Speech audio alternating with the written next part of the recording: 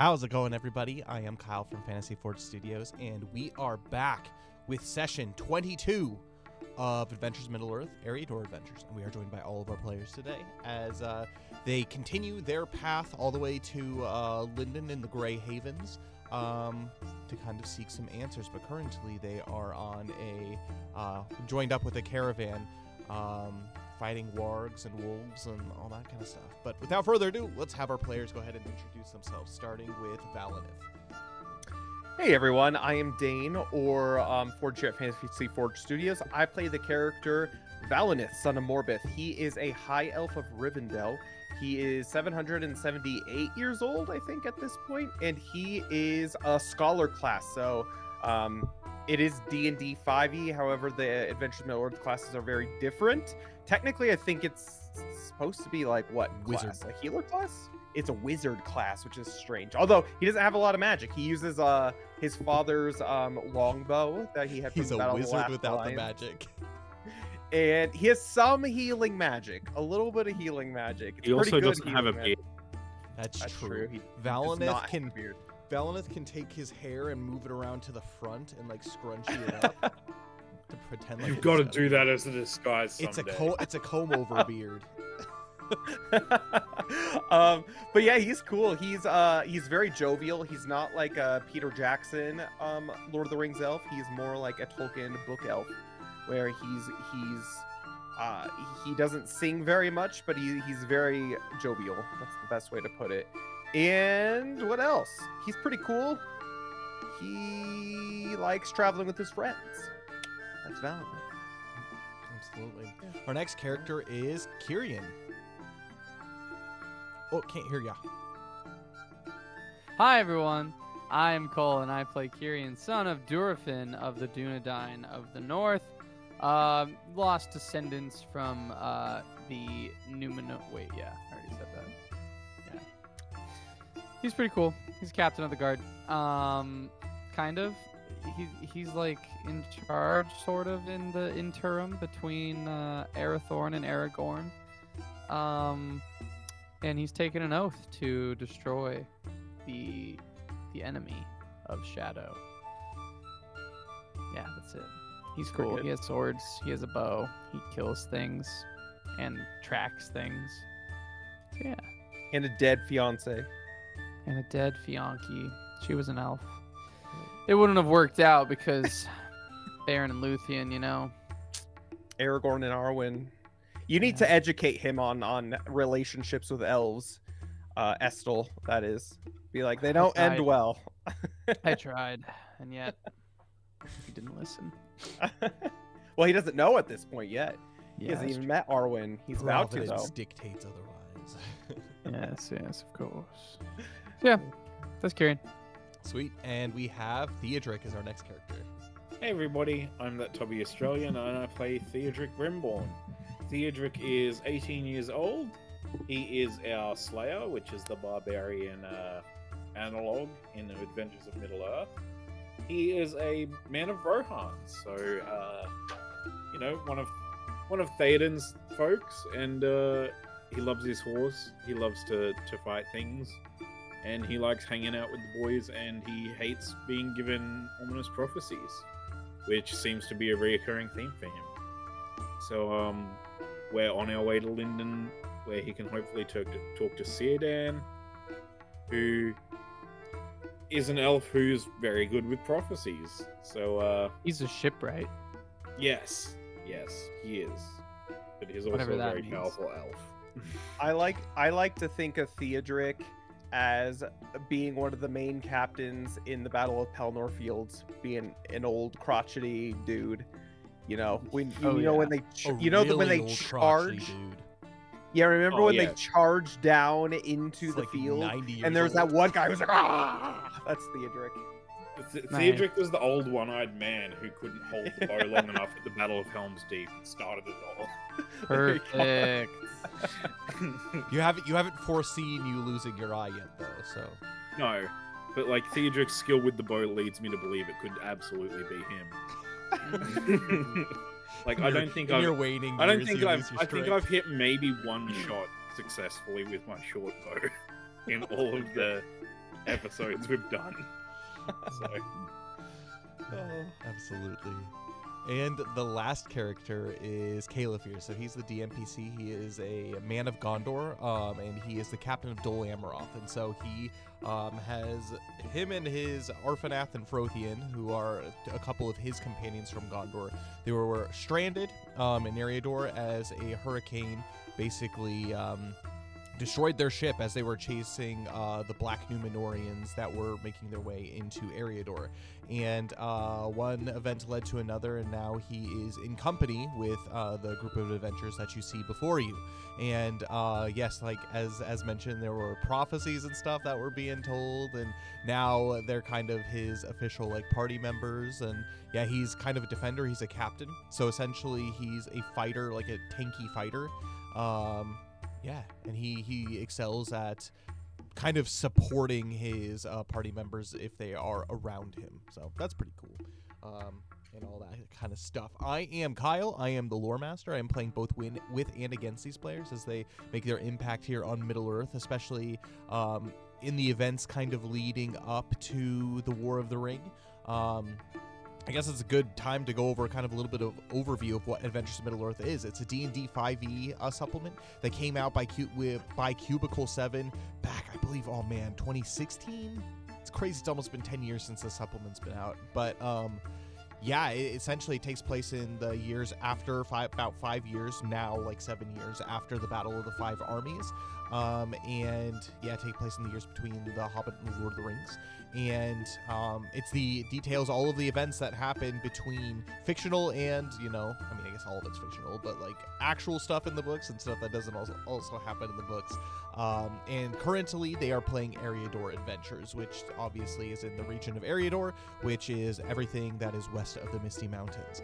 If you are curious about catching up with our adventures so far, since we are on episode 22, we do have everything on the Fantasy Forge YouTube channel from Eriador Adventures, and even our previous campaign, Wilderland Adventures, which that one is started like 5 years. So it was like a 2-year-long campaign that we had there in Wilderland. So that's really cool. And now a couple of the characters have transferred over to Eriador, and they are currently on adventure, deep adventure, in order to thwart the plans of Mormog, but also to seek answers.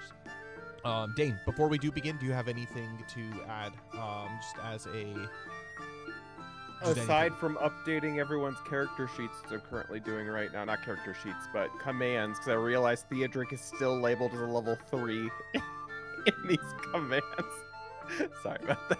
I'm changing those right now. No, as far as what's going on in the immediate future, I believe we only have one more stream this week. Again, it is Holy Week leading up to Easter, so everyone's very, very busy. So, Kyle, are you still streaming on Thursday, Friday, your time, or no? I am. Okay. So come join in for some, what is that? That is Final Fantasy VII Rebirth. But that'll be our last stream of the week, so we don't have any too much the rest of this week. However, biggest news, those of you who have helped out with the Everlast TCG Kickstarter, we really, really do appreciate you. Those of you who are unaware, we are creating a game at Fantasy Forge Studios called Everlast. Kyle is the brain and the mind behind it. 10 years in the making, we do a stream. I said we do a stream of Everlast as a tabletop RPG. It's original tabletop RPG twice a month. So come join us for that. It's the weeks that we don't do AME, so it's not this week, but it'll be next week. So come join us for that. It's our original tabletop RPG. However, because of our amazing artist who lives in Japan, who we've been working with her for a couple of years at this point, basically creating the art for this new world, and we're all very, very big fans of just trading card games in general. We decided one of the best ways for people to get to know the world of Everlast is through a trading card game, where it's very low stakes but very fun at the same time and quick gameplay.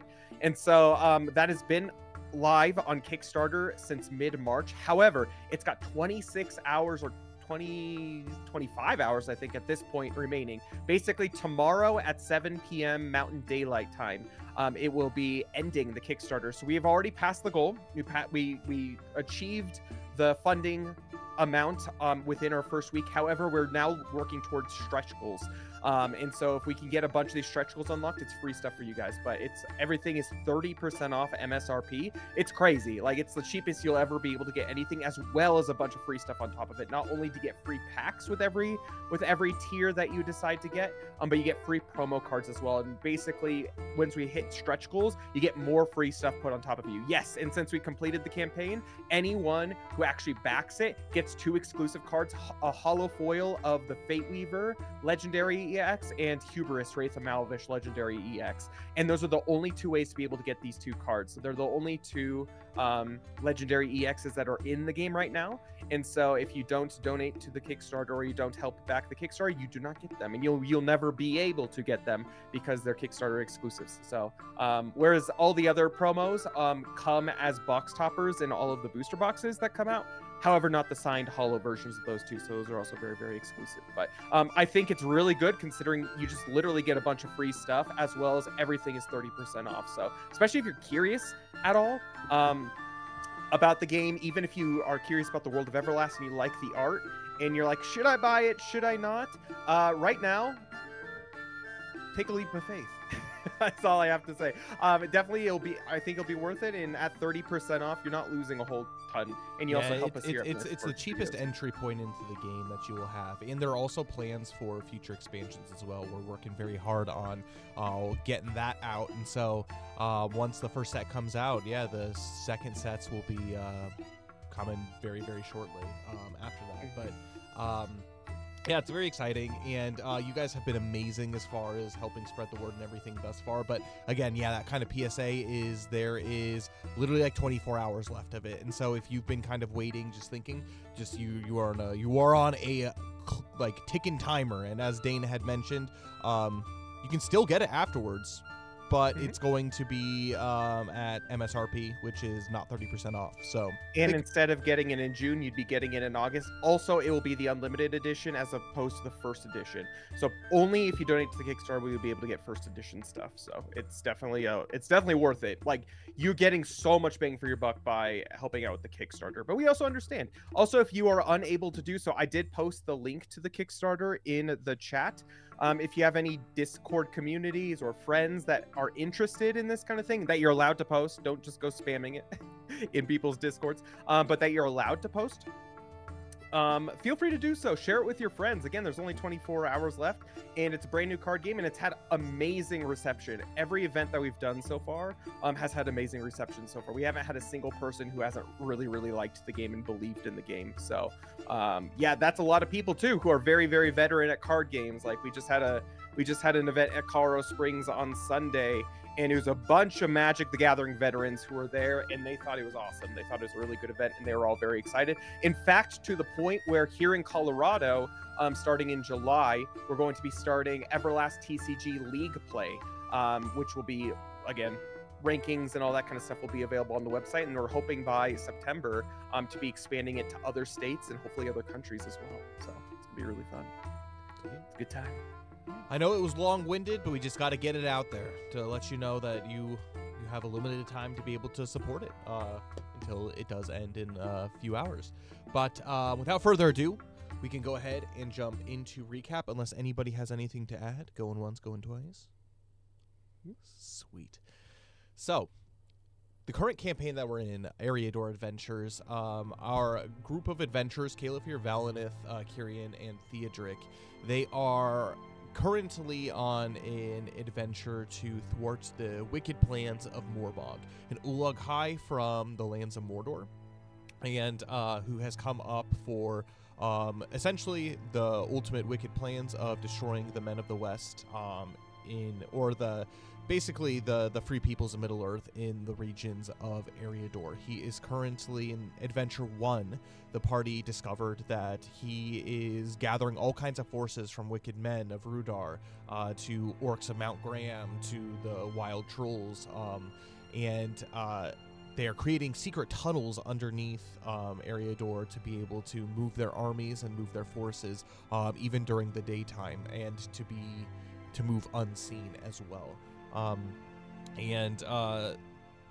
This group of adventurers is now preparing for whatever conflicts are to ensue.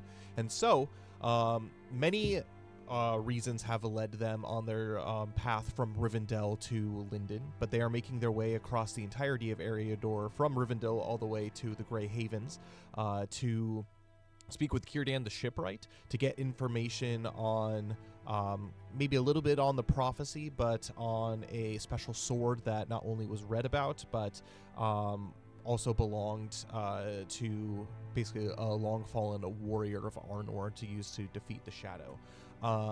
They are also on a kind of tertiary quest to find a boat to help Frothian and Arfanath, the two Gondorians, make their way back to Dol Amroth to hire a boat there. But currently they are in the Brelands trying to figure out a murder and trying to discover who said murderer is. With that being the case, they caught up with a caravan that basically stopped at the Forsaken Inn, and one of the rangers that was supposed to be taking guard next at Weathertop was found murdered dead in a well. He was cold to the touch, and his blood was coagulated, and his throat was cut with his own knife. And the caravan had already gone off, but in the meantime, our adventuring party have been kind of sussing out who potentially it could be, from basically the caravan leader, which we can go ahead and reintroduce kind of all of the NPCs that are part of the caravan. The caravan leader, Adoric, who is the guide, Mirabar, who is basically the main merchant that is hiring the assistance of the dwarves, Adoric, and Owen.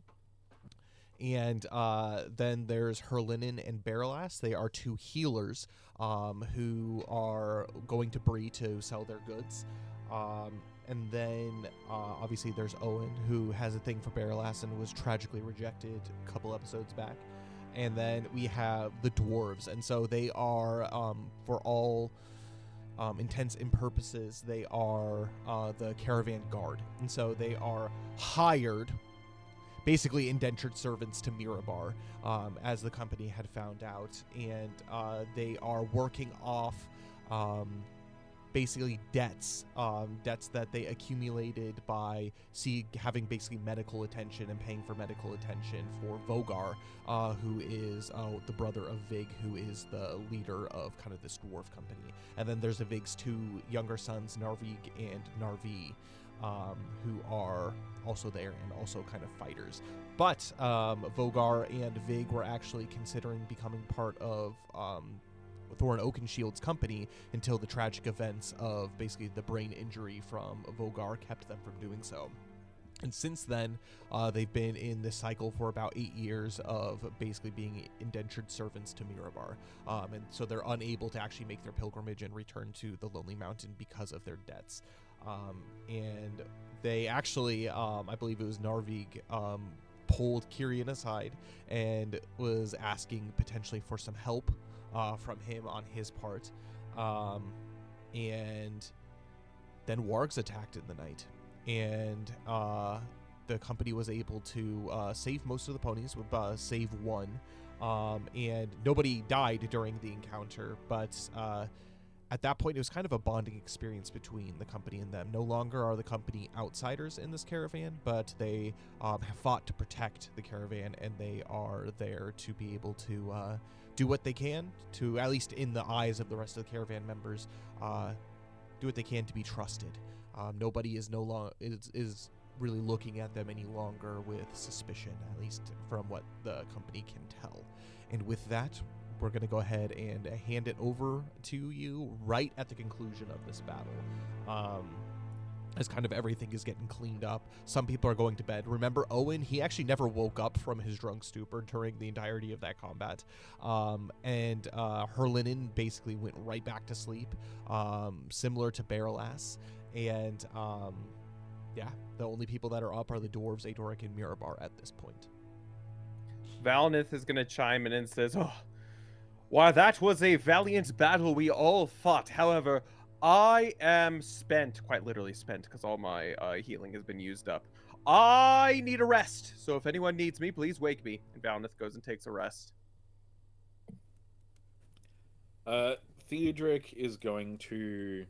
I mean, he's already spoken to Mirabar, so he's going to go check on Baradorok and the ponies and make sure none of them were hurt in the fight.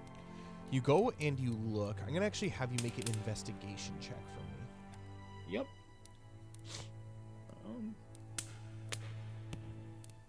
Oh, that's a 2. Sweet. 2. In the dark, it's difficult to tell.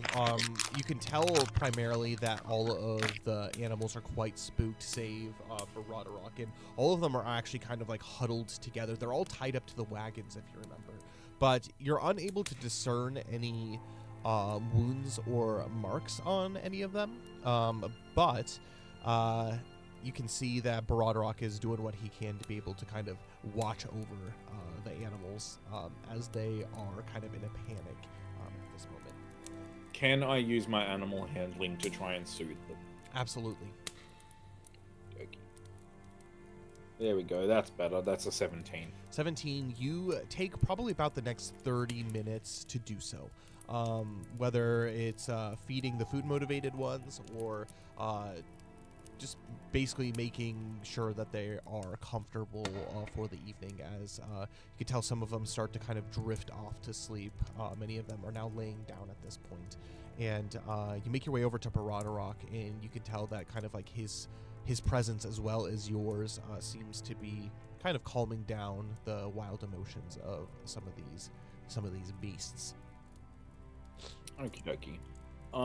If I recall, Baradorok took 4 points of damage during Something the like fight. that. It wasn't very much. Can I use one of my... Where is it? Everybody has, including Baradorok, has healing dice that you can do. So Baradorok has healing dice. I didn't know that. Yep. Every time you take a short rest, you have the ability to do so. I believe on Caliphyr, I made sure I gave him a short rest. So right now is the time. If you guys want to do that on your character sheets, go ahead and short rest your characters. I will say, be wary of clicking the short rest function on the character sheets, because I think that resets HP, and so that's a pain in the butt. But you can go ahead and I believe, Reset all the stuff. Yeah, reset everything, and then underneath, if you click on hit points, I believe. Yeah, if you click on like your HP, it shows your hit points, and then you can change the current stuff. And then then you can actually click short rest, and then you can, instead of saying like take a short rest, don't do that, but you can click off how many there's like little check boxes about the hit dice that you've used. And so a total of 5, for example, Caliphyr used 1 of them during this time. So Baradorok's stat sheet doesn't say what his hit dice is. Would it just be a d6? It's tied to yours, and I believe it's a d8. Okay. So like the number of them, so like he technically isn't like a level like 5 horse, but he has the same number of hit points as his, or hit dice as his rider. So Okay, well... yeah, d8 plus his constitution modifier. Cool. Because Valineth was kind enough to heal me up. And that is... Is Kyrian doing anything in the interim? Is there anyone that you want to talk to? Anything you want to do before resting for the evening?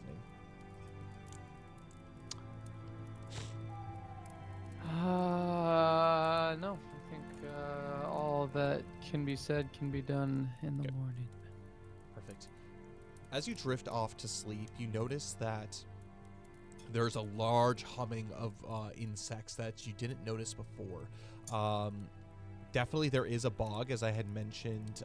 There's the mid-water marshes that are just above where you guys currently are resting. And there's definitely a large hum of bugs. And so you do what you can to be able to huddle as close to the fire as possible so that smoke kind of dissipates those bugs. But you can tell the next day is going to be quite hot and quite muggy, particularly with it being middle of summer and all of the rain that you've been having the past couple of days. And you all go to sleep, and you can officially have a short rest. the morning arrives, and it is a nice, sunny, bright day. There are a few clouds in the skies, but outside of just your typical kind of morning mist, it doesn't seem like anything is too off. It's probably around 7 or 8 a.m. at this point, and you can tell that the two people that are actually hard at work is Adoric and Owen. So Owen, he has these large bags under his eyes, like he had like a rough night, obviously, from the previous night. But Adoric looks like he woke him and he's now doing his duties as kind of his assistant, as they have made their way over to kind of like the campfire and are putting everything out and packing all of the stuff up for the morning. Mirabar, you can tell that he's drowsy and he's kind of just waking up, but the dwarves are all fast asleep, including Baralas and Mirabar, not Mirabar, and Herlinen as well. Well, Valineth only needed the 4 hours, I think. He requires half the amount of rest with his elven dreams, so Yeah, 4 he hours. will also have been helping everyone and trying to get everything all ship shape before they take off. Adoric, he talks to you actually a little bit as you are awake, and you could tell that, just generally speaking, that he seems to be kind of in a rush. I'm gonna have you make a insight check on him. Insight. It's good. Really good. That'll be a 24. You could tell he's spooked from the events of the previous night. Primarily, you can see that he, with you being so close to Bree, you could tell that he just wants to get out of this area as soon as humanly possible. And you can actually tell one of the reasons that you're able to insight this is kind of the way that he is treating Owen. Owen, as I had mentioned at this point, he's still pretty young. He's around 15-ish years old, 15, 16. But he is definitely hungover from the previous night, but he's being treated as if there's nothing wrong with him. And so yeah, you could definitely tell that there's like a sense of urgency above like the actual care for Owen. Yeah, Valineth kind of gives him a smile and a chuckle. He's like, I feel like we have nothing to worry about right now. Have you never experienced the wolves of Eriador in your time traveling? Adoric, he looks to you, and as he begins to kind of saddle up some of these ponies, and he says, I have. Never an entire pack of them, maybe a stray one or two. Nothing that myself and Owen can't handle. But I do feel that this was something targeted. I just feel, and he pauses for a moment, almost as if like he is going to withhold from saying it, but he continues. I feel as if there is a curse that is following us. Valineth kind of thinks to himself, and he says, generally, we are in peaceful times. However, I do sense the world itself getting darker. What that is, I think we could all guess, but what do you mean, a curse following us? And Valineth, can he try to make any sort of insight check to see what he's referring to specifically? Well, I mean, you What asked, kind so of he can go ahead and tell you his thoughts. He's not seemingly secretive at this moment. But he is. He looks to you and he kind of holds your gaze for a moment, but he says, well, it all started back in Wilderland, and he mentioned basically the events that ensued there.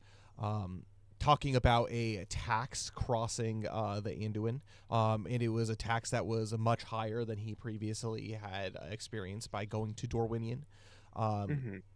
And so that actually cut out a big chunk of the profits that he made from the adventure thus far. In the Misty Mountains, as they were making their way through the Misty Mountains, they actually broke a couple wagon wheels on their way, and they actually had to stop in order to mend those.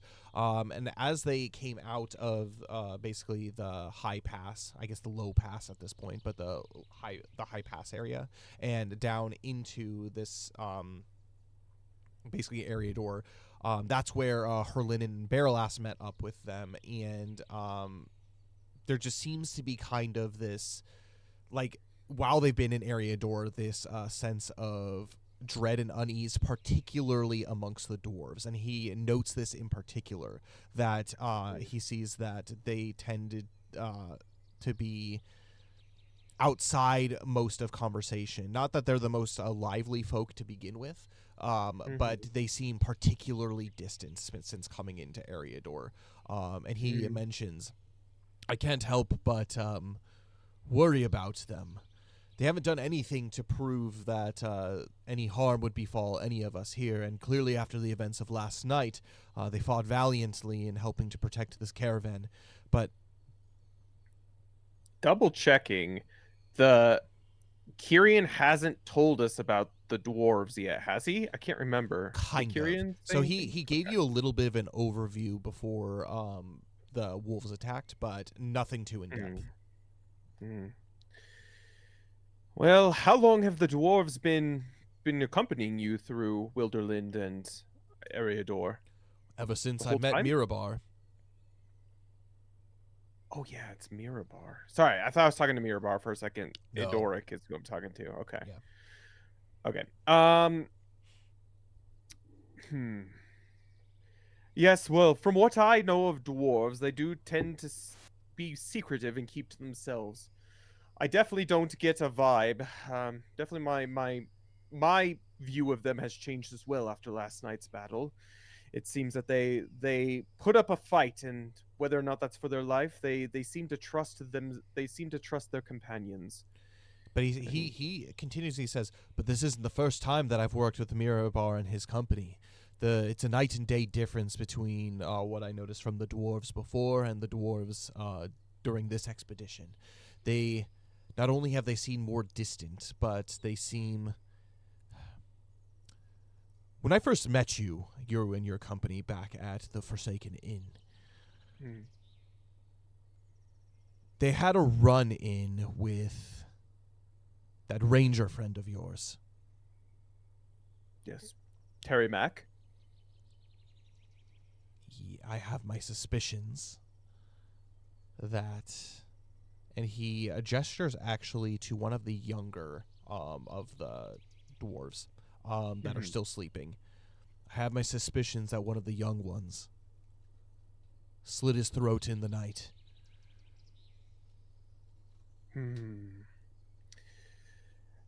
That's maybe a suspicion. However, based off of the evidence that we have seen, there was no struggle. There were no footprints. And from what I heard from Kyrian, who's keeping an eye the rest of the night, he didn't see the dwarves move one way or another outside during it. It's a peculiar situation because, as we had mentioned before, it seemed like nothing slit his throat other than himself. But why would he have done it? And the cold that we felt on his body was a peculiar kind of cold, one that wouldn't just be from death and being in a well for a few hours. I don't know what it is, but I feel like the dwarves don't necessarily have any part in that. He nods and he says, perhaps my suspicion is wrongly placed then. And he looks from side to side and he leans in close and he says, after the events of last night, I do feel like I can trust you. Elves, from my experience, are generally good folk, well-to-do. I can tell that you are seeking justice for what has happened, and so I'm going to tell you something. Something that only I am privy to, that nobody else in this company is. I can keep a secret. Do not worry, friend. Well, that remains to be seen. Okay. So the other day, when we had first met you at the inn previously, when Terry Mack had entered the Forsaken Inn, He seemed to take a particular interest in my company. And he points over at the dwarves. Mm-hmm. He was sitting in the corner and he was overhearing conversation. The dwarves, they often speak to themselves in dwarvish, but I had a sneaking suspicion that Terry Mack could understand some, if not all, of what they were saying. Let's Okay. just say the young one, he again refers to Narvig. Mm-hmm. That was when he stood up and confronted the ranger. There was some screaming that ensued. Accusations were thrown. And Terry Mack actually pulled a knife on the dwarf. I and Vig had to step in and stop before anything bad happened. Let's just say that it was a tense situation, and there was definitely a heightened sense of urgency. Terry Mack didn't leave at that moment. He made his way over to the bar, spoke with Jack, and his eyes kept examining each and every one of us, almost as if he was peering into our own minds. I know not much about rangers. They're mysterious folk. I've only encountered Terry Mack a time or two, but he's never taken any particular interest in my companies, as he did that day.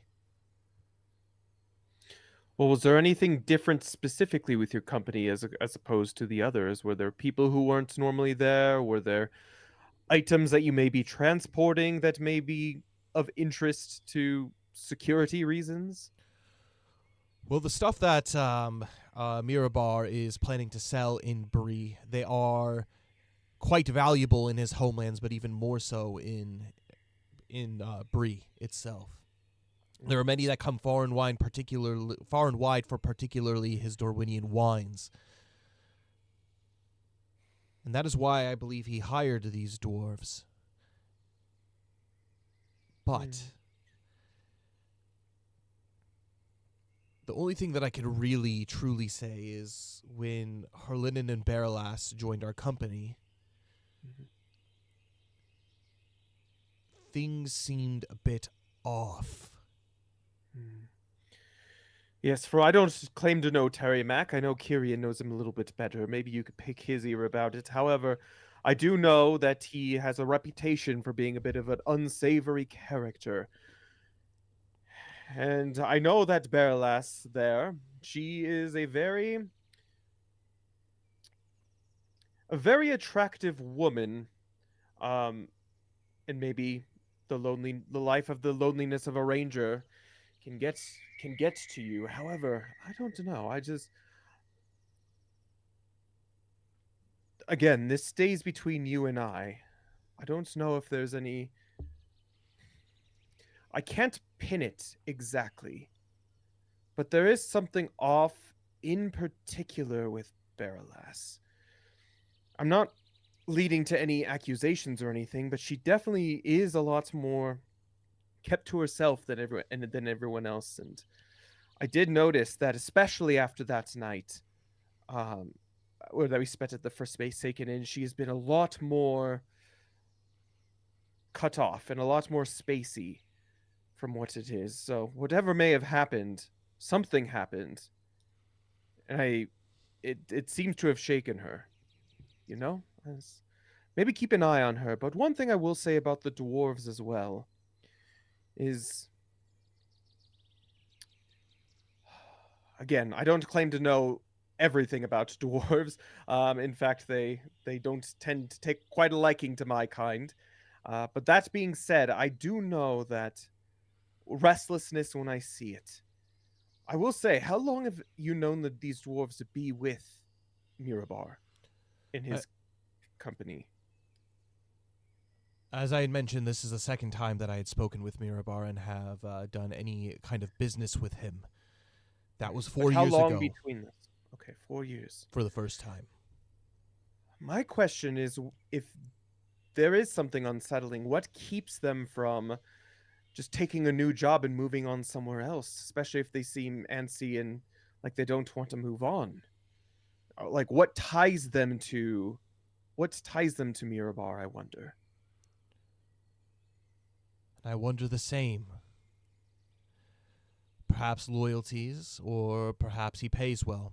I will say that Mirabar is quite wealthy for the work that he does, but I know he is also in his latter years of travel, and he set aside much of his life savings to be able to have a nice, peaceful retirement back east.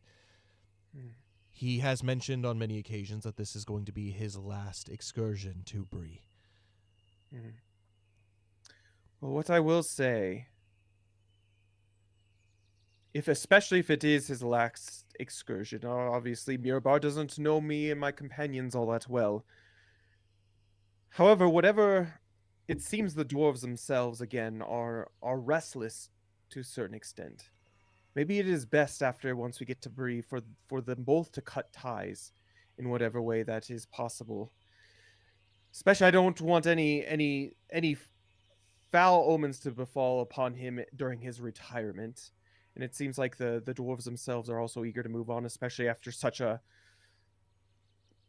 deep wounding fight that just occurred. Yes, luckily I was here to be able to heal these wounds, but I feel that two of the dwarves themselves were clinging to life. Maybe they're searching for retirement as well.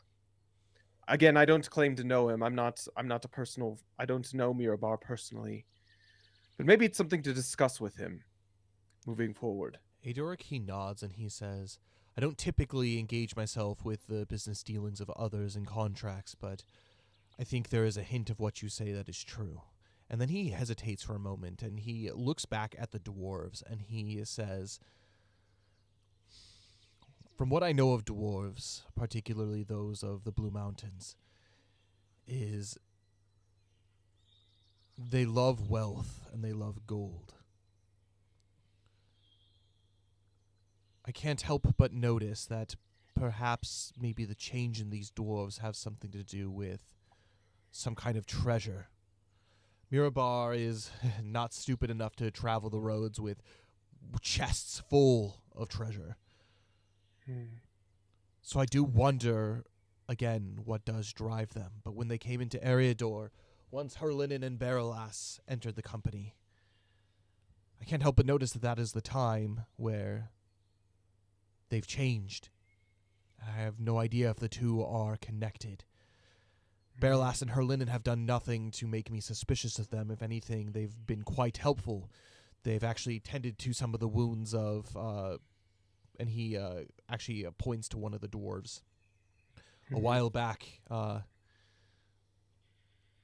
we were still in Wilderland, one of the dwarves fell on one of their daggers, cut their thigh clean open. We've done what we can to patch them up, but Herlinen, he, as a master healer, was able to patch him up safe. Well, one thing I will say is if there is still, by the time we get to Bree, this angst in the party itself, I just think for the safety of everyone, I think it's just best if maybe ways are parted, again, for the safety of everyone. Everyone has their own intentions and their own desires in life. If it is wealth that you think that they're after, by being around wealth, that can't help them. Do you understand? Adoric, he nods, and he says, fortunately for all of us, the end of the road is within about a day's reach. Well, I will say, it is, and of course, we are more than happy to continue to join along, and hopefully we don't run into any more issues like we have up until this point. However, that still begs to differ. We still have a murder to solve, but on top of that, I think it'd also be a good idea just to sit down with Mirabar and see what his intentions are moving forward with everything. I know, again, you're just a guide, but maybe talking some sense into him and trying to have them split this so that no just ill will befalls anyone at this moment. having just returned to retirement. I'll see what I can do. But in regards to the murder, you have my opinions on the matter. I am suspicious of those dwarves, particularly that one. And Valineth says, "Yeah, I was sleeping on and off. I wasn't going to be sleeping in that godforsaken room that was opened up. However, I did see that, from what I could tell, the dwarves were inside all night, and you and Mirabar were upstairs the rest of the night. Did you hear or see anything that night as well, or uh, was it just a peaceful night sleeping for you two? Like, do you have any extra information aside from that could be useful?" He shakes his head and he says, I'm a pretty heavy sleeper, particularly when on the road. But as far as the dwarves are concerned, they were in the room that was down on the main floor. Mm-hmm. I know that there are a few windows in and out of the place, and so maybe one of them snuck out the window. Mm. You said one of your company didn't, the ranger, Kyrian. Kyrian, yes, that's correct. He spent the night there, keeping an eye on things in his ranger ways. Again, it's even impressive to me, an elf who doesn't need much sleep. However, And what did he see? aside from what he mentioned, Berlas and Herlinin taking a brief step outside, and again, Berlas seeming perturbed for some reason, the dwarves didn't seem to move. They seemed to stay in the main common room the whole night. And then our other companion, uh, Theodric, was out in the stables all night, and he sleeps heavy as well. But he didn't see anything in particular. Definitely didn't see the murder. Though the one thing that does hold true to everything was there was a cold that happened. Theodric, our companion, mentioned it as well, but Kyrian also said that a chill followed Herlinin and Berlas into the inn as well that night. I didn't experience the cold, so I can't put two and two get together whether or not that was the same cold that was on Terry Mack when we found him in the well. However, I know it sounds crazy, but it almost seems supernatural to me. Are you saying that whatever happened are ghost stories? There's a vengeful spirit wandering Eriador. I don't know about a vengeful spirit itself. However, I do know that the dead can walk. Yes, unfortunately, in the world that we live in, there are dark forces at work. And I'd be lying if I said I hadn't seen a spirit or two, malevolent or good. It is an odd world we live in, but one we must deal with. He pauses for a moment and then lets out a chuckle and he says, I didn't peg you as a jokester. Ghosts. I know it's dark days. I know that there are ancient and old magics, but ghosts are just mere stories that rangers tell to keep people away from traveling the roads. They're not real. Can Valneth make an insight check about whether or not he seems to believe this himself, or if this is just something that he's telling himself to kind of cope with Oh, things? yeah. Go ahead and make an insight check. Okay.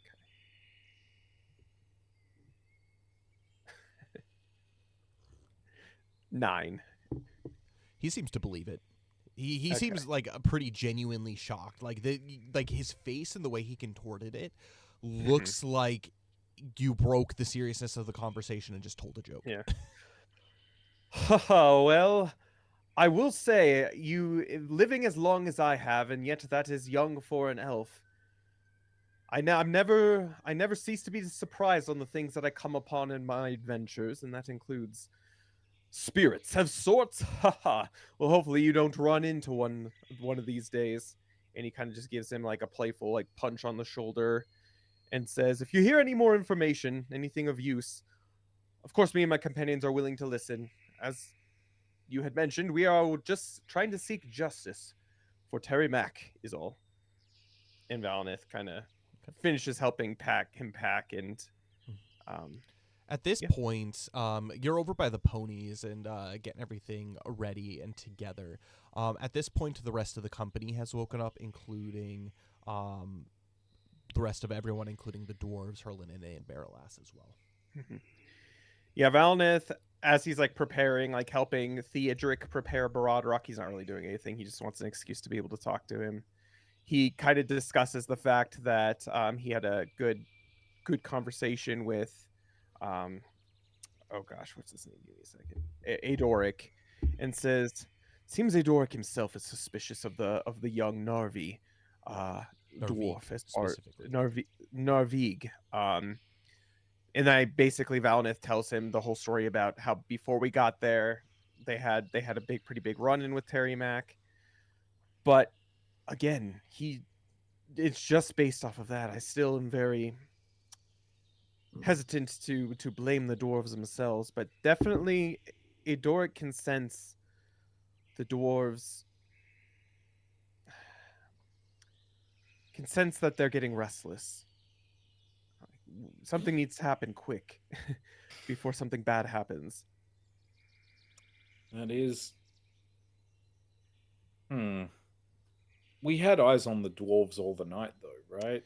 We Yes, know that I they didn't leave the inn. agreed, and I think I've convinced Adoric that that's the case. Um, and he didn't seem to take my proposal of some sort of something spiritual as well being the case. He didn't take it seriously, I should say. However, I tried to make him see sense with the dwarves because he can sense that there's something off about them, and I tried to, as best as I can, convince him in a way that maybe just everyone taking their separate ways once Bree happens. And then also, Adoric, or not Adoric, Mirabar plans. I learned that this is his last trip to Bree before retirement. I know what Kyrian told us. I think it might be a good opportunity just to break whatever that servitude is, so that debt that is owed. But how that's going to happen, I don't know. But hopefully, we have Adoric on our side with that. I mean, surely if he's planning on retiring, he's planning on releasing the dwarves from this But arrangement. here begs to differ. How much debt do they owe? That's the question. Mirabar or Adoric says that he's known Mirabar with the dwarves for the last 4 years, but who knows how long they've actually been in servitude and how much they actually owe. I'm still worried that, I mean, a businessman's going to be a businessman, that he's not just going to so easily forgive the debt upon retirement. I mean, at the same time, it's surely the fees incurred for that medical aid couldn't have amounted up to more than 4 years of labor. That's true. And maybe in the end of things, maybe if it does come to terms, the fact that we saved the entire caravan and all of his wares, I'm sure that more than makes up for what they would have lost. I mean, that being their lives as well on the road. Maybe it's something we can convince them at the very end as well, that maybe their service in giving their life in that service at the very end was worth it, especially upon retirement. True, but I don't know. I just after I spoke to Mirabar last night, he doesn't strike me as a cruel man. Certainly he worries about his business, but I don't think he's a malicious person. I agree, but just based off of what Kyrian said, it seems like the dwarves can't wait any longer. I'm wondering maybe we should talk to Kyrian about this, and maybe Kyrian, at the very least, the dwarves seem to trust him. Maybe convince them at least until they get to Bree, not to do anything rash. I just worry if they do something now, then We may it's have to just gonna come to blows, yeah. exactly. Well, yes, we should definitely bring this up to Kyrian, as he has had the most experience with them. Mm-hmm. And we do so, I'm assuming. Mm-hmm. And Calefir. Calefir is there, I'm sure too. Oh, wonderful. Well, I think we should, perchance, talk to Mirabar and the dwarves, see what the debt is, try to settle it as best we can. And in the meantime, I think we should start collecting alibis, as it were, for the night of the murder. Yeah, I Valinith think also this needs takes. to be solved and addressed before we make it to Bree. Otherwise, I believe all the loose ends shall be Hmm. loosed, as it were. And that begs to differ as well. How do we propose this emblem that was with Terry Mack himself? Obviously, we know that Theodric had talked to young Owen about it. However, I think it's important that this important piece of evidence is brought forth. Indeed. I would agree, and I think before we set out, I believe we should gather all, and I think we should interrogate and question them in groups. Yes, again, I don't want it to be a strain on everyone, but it is important, especially if something is amiss. And especially, it seems like Adoric, at the very least, he doesn't believe in anything of the dark nature that's part of it, aside from just the darkness of humanity itself. We need to bring something, at the very least, whatever this mysterious is going on, it needs to be brought to the light. Make people believers, those who aren't, but I think it's going to be an uphill battle trying to convince otherwise, unless we can actually make it show itself in person, you know? And Accusations are accusations. can I roll a perception check to see where, um, what's her face is? Berlin Barrelass. Baralas, thank you. Yeah, absolutely. Oh, that's a 2. You can see everybody is at the campsite, and you can actually see that Barrelass is helping Herlinin. Herlinin actually looks like he is probably hung over too from last night. The way that he's kind of like groaning, like he's like almost kind of sick. Like he has these deep bags under his eyes from probably a restless night of sleep, and she seems to be taking care of him. But as far as anything else is concerned, like you see her, but you're unable to determine much past that. She's there. I wonder, how should we go about this? I feel like it's just too heavy-handed to make a broad accusation in front of everyone. I do agree, Galafir says. He says, in my time I've done a fair number of interrogations of many who we believe to be spies of the Black Numenorians, and I do find that bringing things up in casual conversation as opposed to making an accusation tends to serve you better. Once you make an accusation, you immediately lose the trust of whoever you are accusing. You can't take that back. If it's not too much, I believe we should wait a little bit, and I think I'd like to talk to Baralas. Once everyone's kind of spread out, and I can maybe get her alone. I think that may be wise. Kyrian, what She do you hasn't- think on the matter? She hasn't met me, and she doesn't really know anything about me, so it might be a little bit disarming to her. You bring a good point. I agree with you, Calafir. However, I believe time is not our ally in this matter. And I think... Then perhaps we should split them up amongst us. Instead of interrogating everybody as a whole, perhaps we should all take on No, I don't specific think we should. individuals. I never meant to imply that. I think we need to collect alibis. I don't think we should make accusations, but I do think that we need to get an alibi from every single person, what they were doing the night of the murder. Then we can assess from there how to go forward. But I do think at this time the niceties we have run out of the time for, and we need to be direct and to the point. And he nods. Calafir nods, and he says, which brings us to where we are now. Based off of all the evidence that we have found, I think it might be best for us to align ourselves on what we all think on the matter. Before we even go off, and I just want us to be united behind the sole purpose.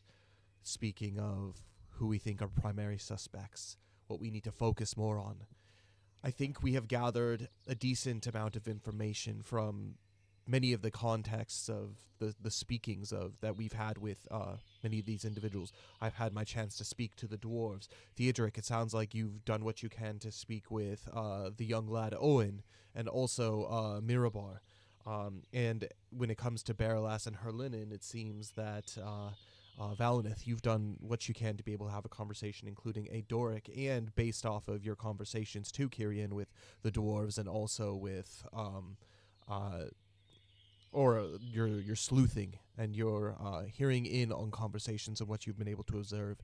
I think we need to take everything that we know and lay it all out amongst ourselves so we can all be on the same page. I will say, just in my conversations that I've had with Baralas and Herlinin seems to be, if he is an accomplice on this, he's really good at hiding it. He seems kind of oblivious to what it is. However, it is so hard to get anything out of the two of them. I think they're going to be our two hardest alibis to get. So I hope you know what you're getting into, Theodric. She seems to close herself off, Baralas. Why do you think they're so guarded, though? That begs the question. Wandering medicine sellers, why are they so secretive? Why do you think they are acting the way that they are? I think that's part of what brings them to be their number one suspects with everything. I'm sure there's a reason for it, but what is that reason? Correct. And I think we should question them separately. See if their alibis match up. Mm. I think also it would behoove us to not question any single person one-on-one. I think 2-on-1 is to our advantage. Mm. Play a little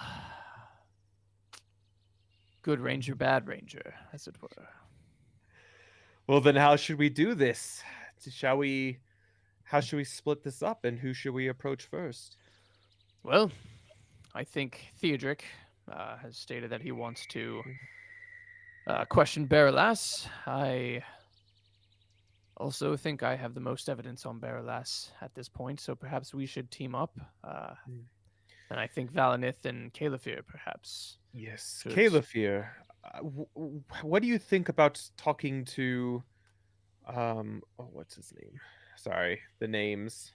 At this point, you would think yeah. not even Herlinin. not even Herlinin to start with, but at the very least Mirabar, and see where he's coming from. It seems like we got a pretty good alibi from Adoric. I think we should start from the top and start working our way down. Do you have any objections?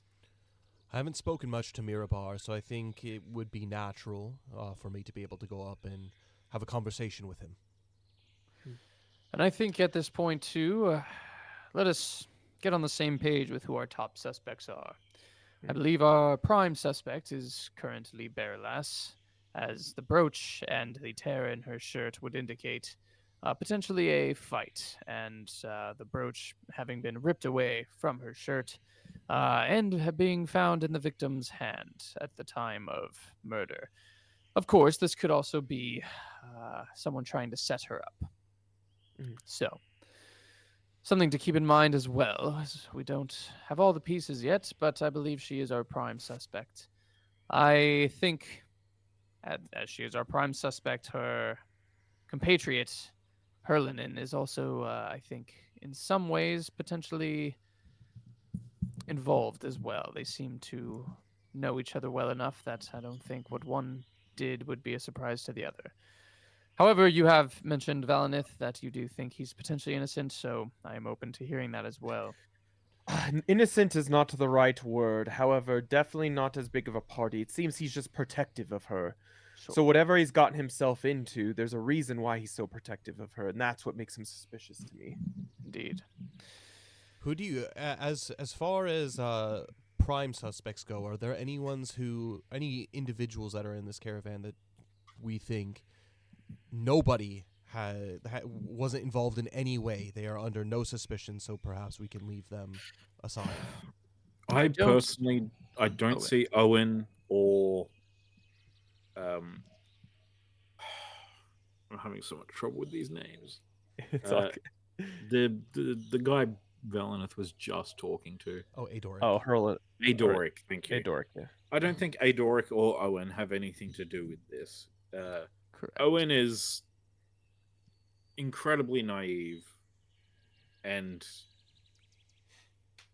a little bit bumbling, if we're being candid. Correct. I I don't think even if he got the drop on a ranger, he would not have won that fight in a million years. Correct, especially not in the way that it was done. Also, Adoric just doesn't strike me as a fighter or anyone capable of doing something like that. I would agree. What about Mirabar? He doesn't strike me as much of a fighter either. No, but there is always the slight chance he does have 4 warrior dwarves at his beck and call.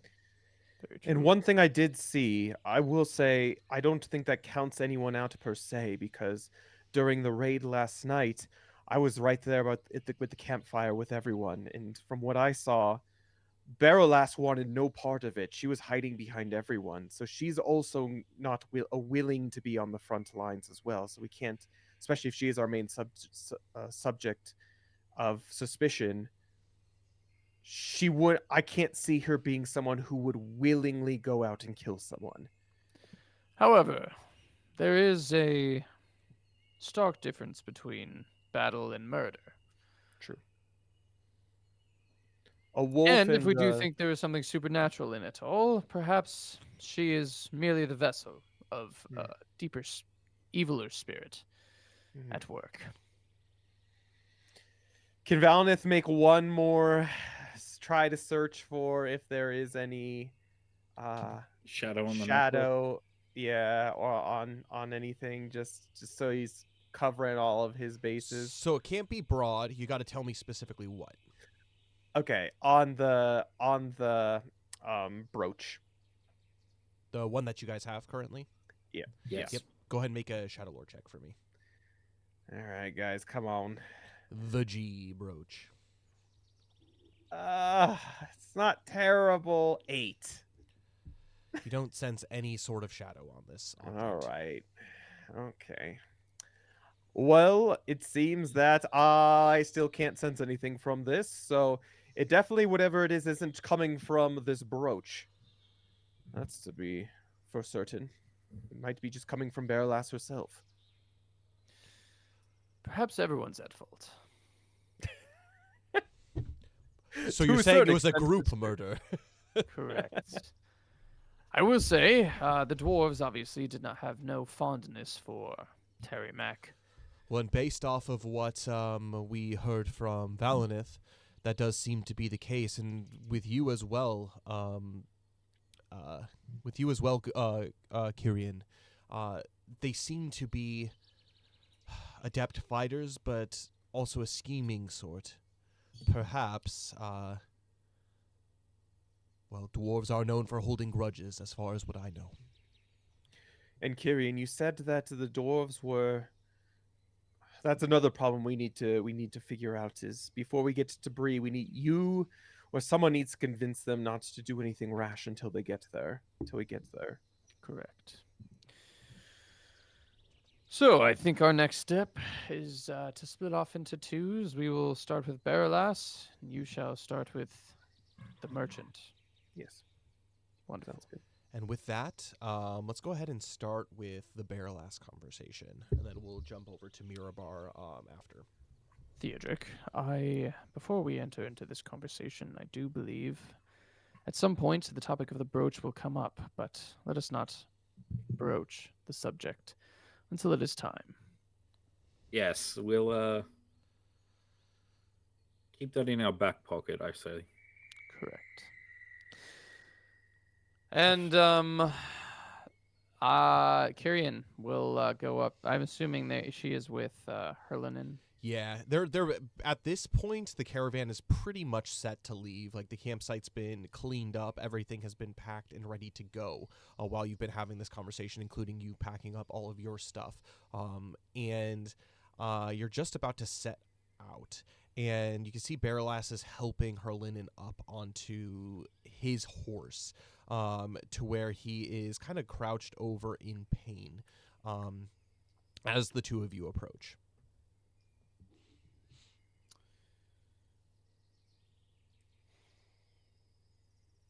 Oh, do you want to take it or should I? Do we want to stop the caravan, or are we having these conversations on the go? So you haven't left quite yet. So you can either have the conversations before you go or while you're on the road. So it's a good thing to bring up. Yes, I think, though we are eager to get along, I think a brief delay would be all right.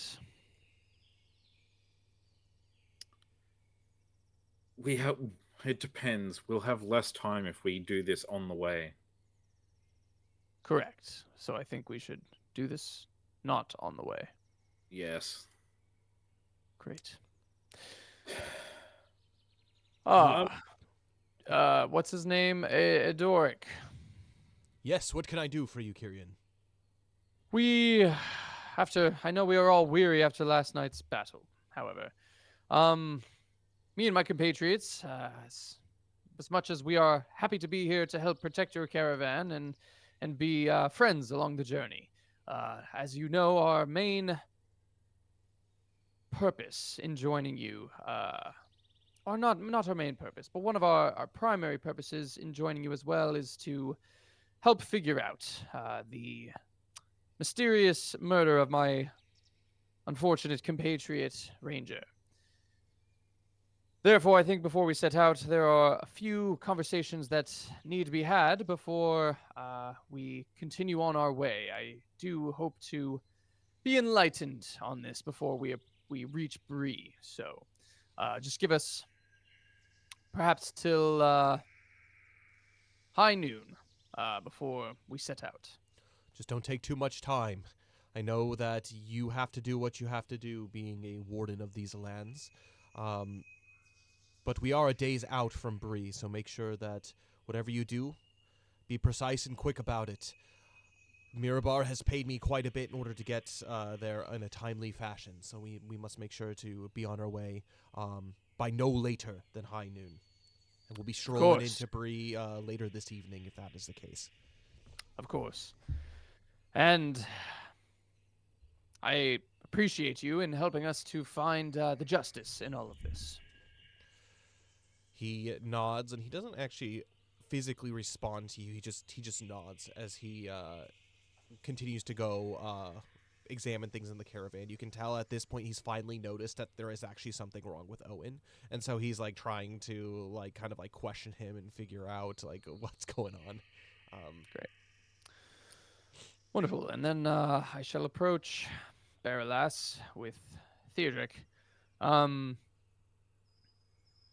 Excuse me, Barrelass and Herlinen. We are toward the final steps of hopefully finding what may have happened to Terry Mack, and I do believe that gathering your testimony and alibi could be one of the final keys that we are missing to solve this mystery. If we could, just for a moment, have a private conversation, Theodric and I and Barrelass, it would be much appreciated. Herlinen looks to you and he says, "We've already told you everything that we know, and that's a lot of nothing. That's my alibi." And he keels over in pain as he just like leans over to the side, almost like he's going to retch, but he holds himself back and he says, "Leave us be. I'm not feeling well." And he basically gestures for Barrelass to get up onto her horse as well. Barrelass looks at him and looks to you. I'm going to have you make a persuasion check for me. Oh boy. Persuasion. A nice +0. It could be with advantage since Theodric is helping. Nice. Okay, disregard that first one, or should I just roll one more time? Just roll another time. So 8 it is. Okay. She looks to you and back to her linen, and she says, "Oh, come now. I'll be just but a moment." And she actually jumps up into her wagon and begins to search through many of the jars of remedies and stuff that they have. And she said, "How much of that liquor did you drink last night?" And she kind of tends to him and crushes up some of this kind of leaf that's inside and mixes it in some water and gives it to him. And she's like, "Drink this. It'll keep you from retching all over the place as we make our way to Bree. Will be but just a moment." And she actually departs and does actually walk over to talk to the two of you. After you, Theodric. Okay. I'm going to speak plainly because I don't like fancy words. You've been acting strange ever since Terry Mac's death was announced. It is troubling news, isn't it? And she at this point, like, you notice as she kind of has like that closed off demeanor that she normally has, where she kind of is like has her arms like kind of like wrapped and crossed in front of her. You can tell that she's like kind of like covering like this area around her neck, still kind of like the same stuff that she usually is doing. And she says, "Well, you announced that somebody had died. That's clearly very tragic news." Yes, but it's more than that. It's been a couple of days. A random stranger dying isn't really too much of a big deal, not too much to be worried about. Did you know Terry Mac? The Forsaken Inn was the first time I had ever seen that man. Okay. Was it just the once? She nods. Just the once. There were a lot of ill rumors about Terry Mac, if I'm being honest. I could see why. The way that he caused such a ruckus from just being inside the Forsaken Inn for less than an hour. There was yelling, knives were pulled, all kinds of... He seemed like a brigand of some kind. He frightened me, to be quite honest with you. Hmm. And you didn't leave the inn at any point during the night? She thinks for a moment, and she looks kind of deep at you, and then she looks to you, Kyrian, as well, and she says, "I did for but a brief moment.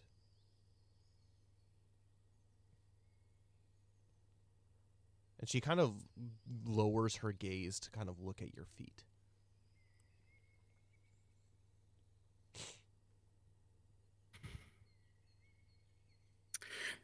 Oh, this is so rough because Theodric's so impulsive because I'm impulsive. And I just really want to be like, hey, like he was holding your brooch when we found his corpse. Like, you know that, right? I see Theodric want to start going and saying that, and I put a hand on his shoulder. As I say, "And what, pray tell, was the business that you were attending to?"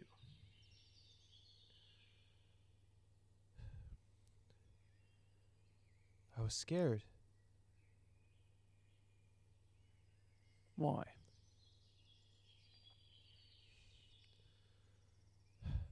After the events of when Terry Mack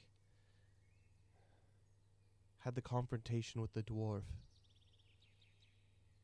he sat down at the bar next to Herlinen and myself.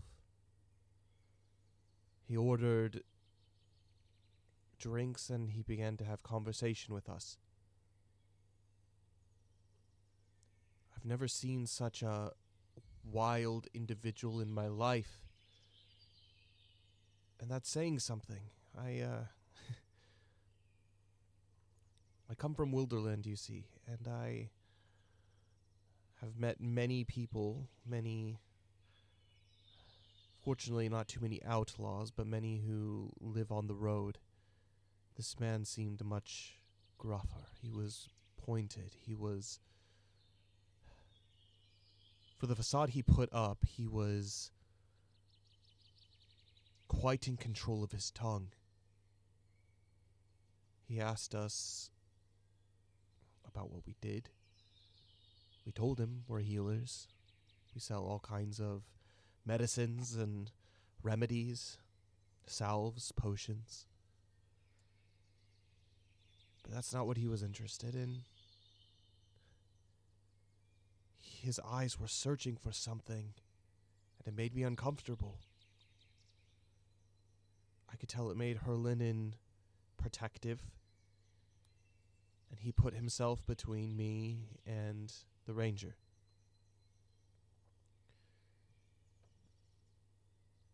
During our entire conversation, I could sense him staring at me, but not at me. I don't know how to explain it, but there was desire in his eye, and I've seen this in men before.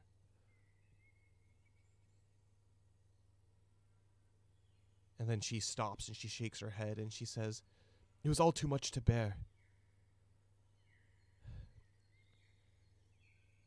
That is when Herlinen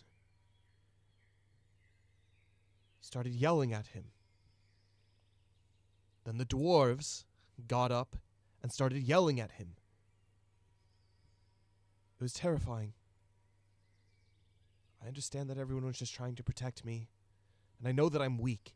I can't stand up for myself. I always find a way of having others stand up for me. But it was frightening.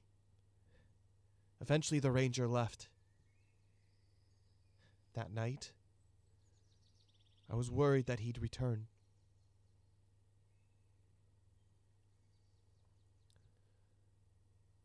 And when I couldn't sleep,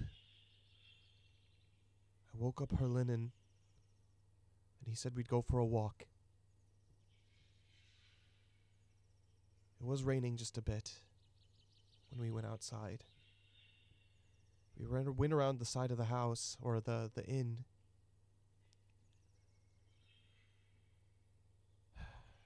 Herlinen mentioned that fresh air would be good for me.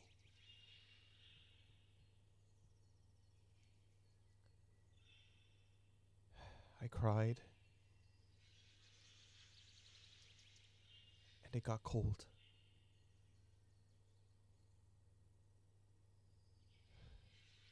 Too much for me to bear. So we went back inside. And that's it.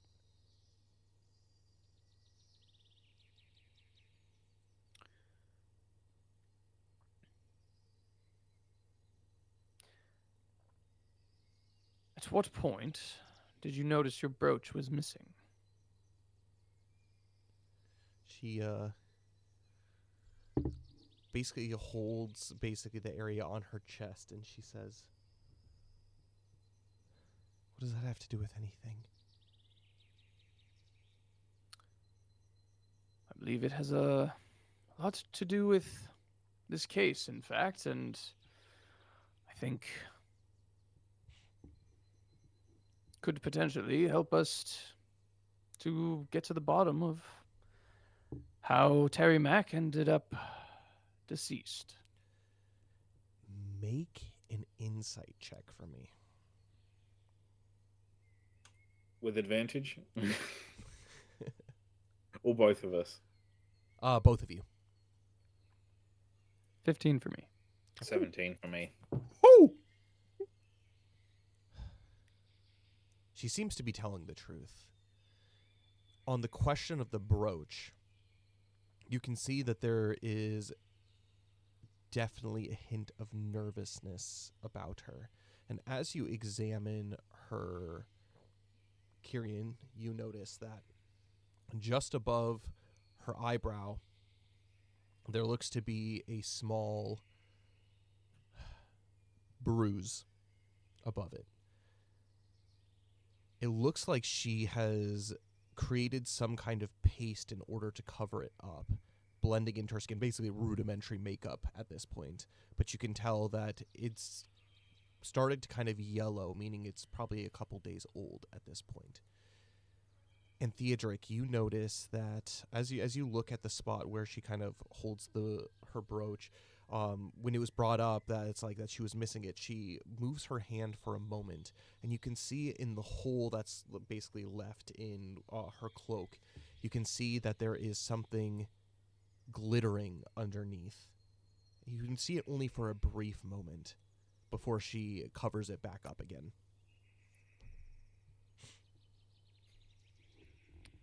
So when did Terry Mack rob you?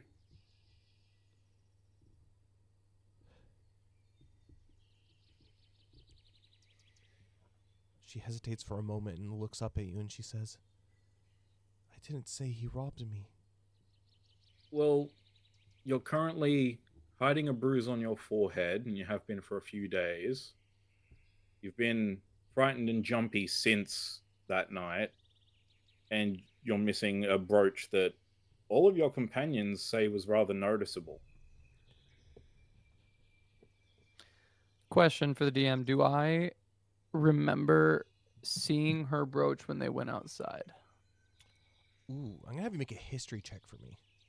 It was dark, and it would be difficult in the night to be able to see it, but perhaps. Although I think I rolled really well on my perception back then. Mhm. So, history. Yeah, natural 20, but Where is it? It's alphabetical. That would help. Okay. I think it's towards the bottom. 23. she did have a brooch. Oh, It's difficult to tell whether it was the exact brooch that it was in your hand, but she definitely had like a brooch on her chest. Great. And I do believe that it was some time after your little outing with Herlinen, if I do remember correctly. I happen to be quite perceptive at times. And you may not have noticed me, but I certainly noticed you. You Rangers are all the same, aren't you? Always sticking your nose in other people's business. This has nothing to do with you.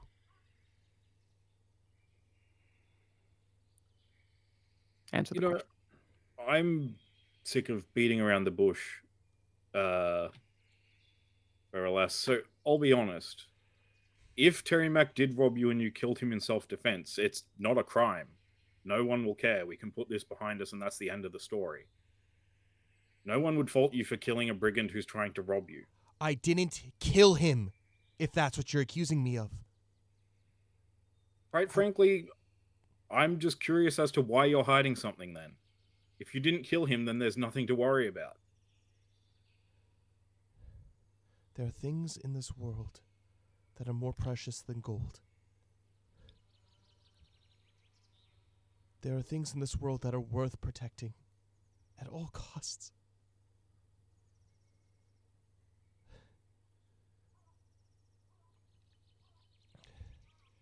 Yes, he tried to rob me.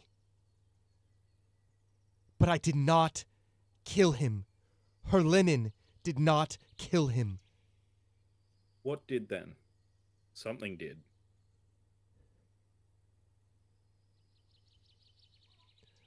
What exactly did you see? I've seen a lot of things. I've seen a lot of supernatural weird things that defy explanation, to be honest. All we know is that there were no footprints where we found Terry Mack. There was no signs of a struggle. There was just an unnatural cold in the dark of night and a slit throat. It doesn't seem like it's the work of humans, or elves, or dwarves. What does this have to do with me, then? Because when we found his body, he was holding your brooch. And you And and I'll Herlinen were the produce only two said who. brooch. And as you You and pull, Herlinen were the only two to leave the inn that whole night. and as you pull the brooch out, you reveal it, and she looks at it. I'm gonna have the two of you make an insight check for me. Oh yeah. Mm. Oh, Britt, where are you? I got an 18. I got a 4. You're not focused at this point, Kyrian, on her reaction to this. You're focused on confronting her with the evidence. Theodric, as you watch her expression as she looks at this brooch, she says,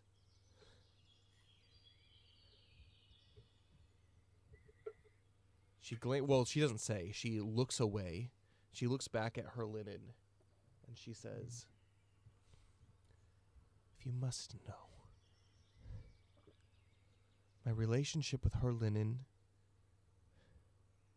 is that of business. I physically can't tell you everything. But he watches me. He knows what I do. He knows the importance of what we do.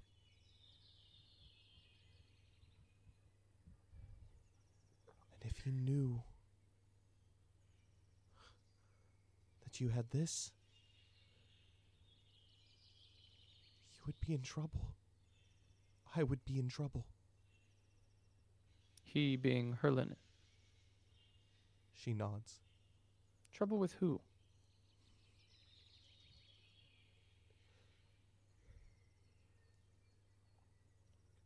As I had mentioned, not all that glitters is gold. And she uncovers her chest to reveal, hanging from her neck, is a ring with 7 gemstones in it.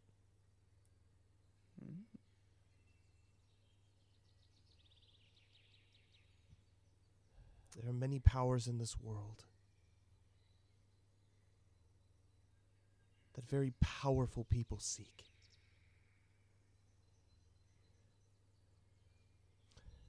Do I recognize the ring as anything like a ring of power or any sort of magic or anything on it? Make a traditions check for me. 18. As you gaze at this ring, you are immediately transported back to old memories, Kyrian, of your time with your wife or your fiance.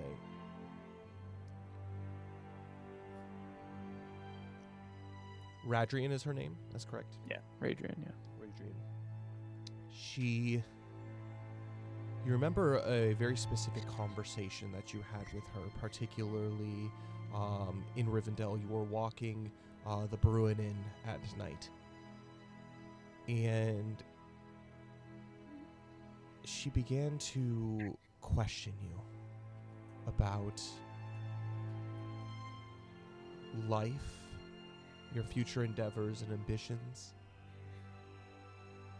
but primarily your hopes and your dreams.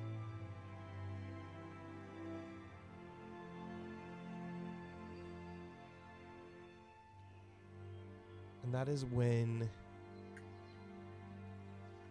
you had mentioned for the very first time that you loved her. She looks to you, her kind of ancient way of trying to understand. And this is something that overwhelms you in the moment, and you find yourself often reflecting on this, and that her beauty was unimaginable in the moonlight. And she says,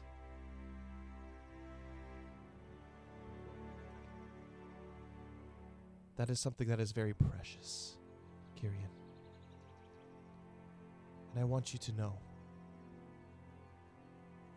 have walked for much a time through many seasons.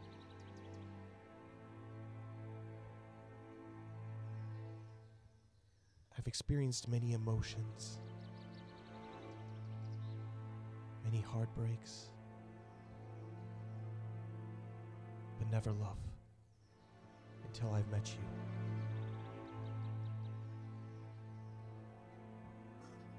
My purpose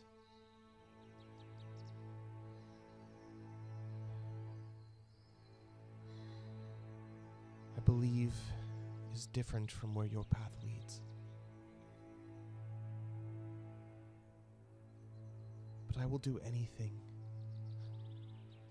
to stay by your side. Even if that means giving up all future ambitions, giving up my duties to my people.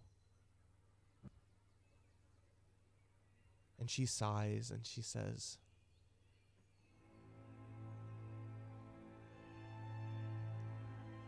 "You will die one day, and I will experience heartbreak.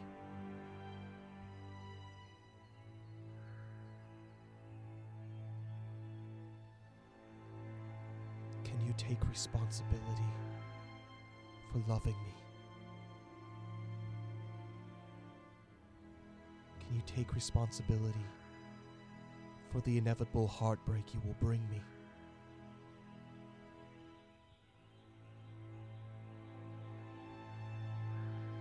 And you look to her, and you think long and hard about this for but a moment.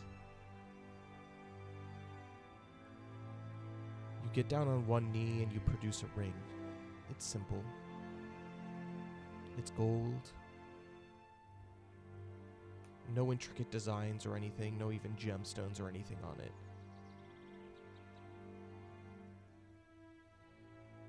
And you say, what do you say?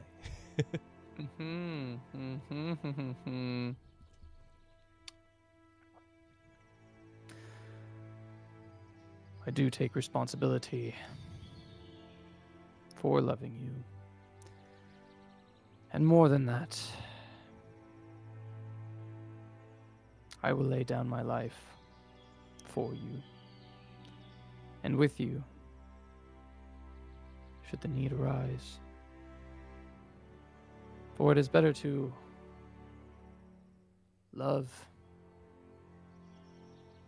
and to lose than to never have loved at all.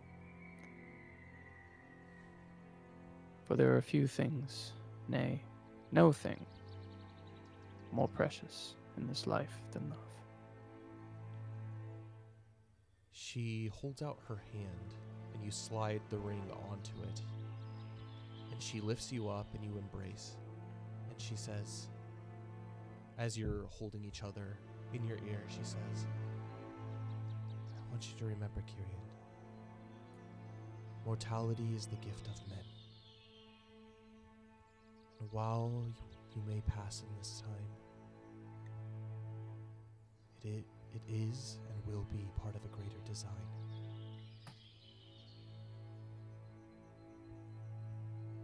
And she pulls away and she holds out your dagger.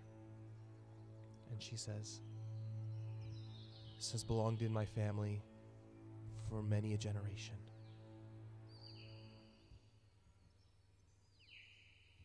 There's a special power to it. It was created back in the first age, and it is an heirloom of my family. There is magic in this world, Kyrian. And I know you will protect me. When that blade glows, danger is at foot. Not all that glitters is gold, Kyrian. There is magic. There is magic that exists in this world. And it is a truly beautiful thing." And with that, you look at Barrelass. And you see this ring that she produces, and it is a gold ring, and it has 7 gemstones on it. Each of them a deep purple amethyst. And she says, well, and as a remembrance, she says, there are some things in this life. Not all that glitters is gold.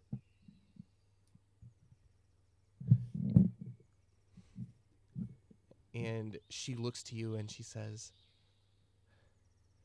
there are many powerful people that are after very powerful things in this life.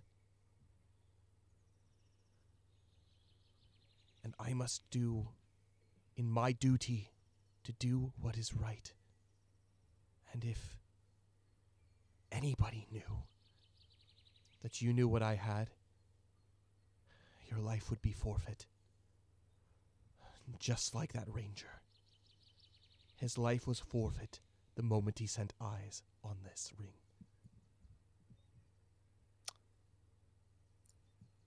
I check as subtly as I can. I check my blade to see. I doubt it's glowing, but just to be sure. Make a stealth check for me. Okay. You're good at those, though. That's true. 17. It is not glowing, Okay. and she doesn't notice that you draw it. The one thing you do notice, though, is she doesn't physically touch the ring as she shows it to you. She basically just shows you it hanging on her neck before she buttons her cloak up, covering it again. Okay. Does Kyrian know that this is probably a ring of power or some such thing? Even if a minor ring, because elves can get minor rings of power. That's actually one thing I can unlock as a high elf, technically. As far as you're concerned, Theodric would have no clue about this, first and foremost. Even through a roll, you would have no clue. As far as a Dunedain is concerned, there's definitely legends about rings of power, particularly in their relation to kind of elven lore.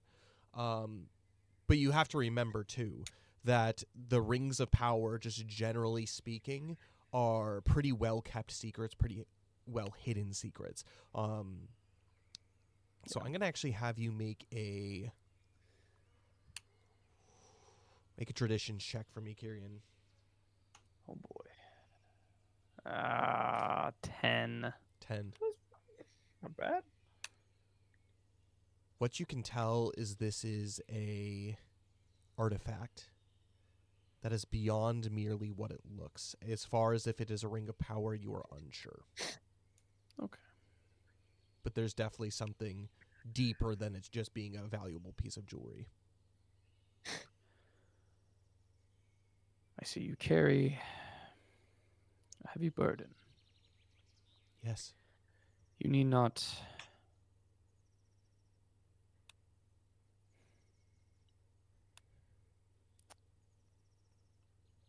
uncover it.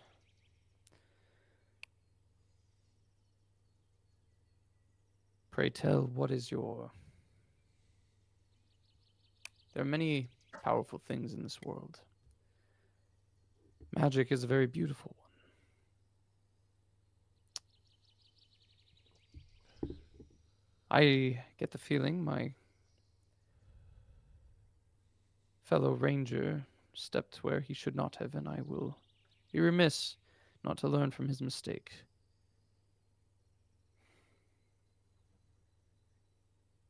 However,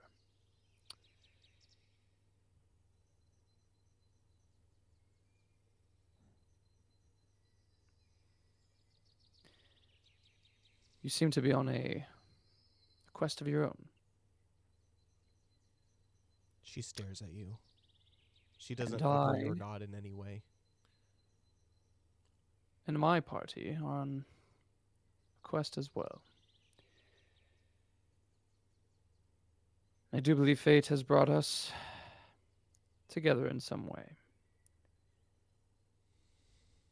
What is your purpose in carrying this burden? Are you merely a messenger, a deliverer? Are you seeking to use it, to destroy it? And is there any way that I can, and me and my compatriots can assist you in bringing about what is best? Any who touch this ring becomes cursed. The doom will befall you. This is my burden alone. I seek to rid myself of this burden. Rid myself of this curse.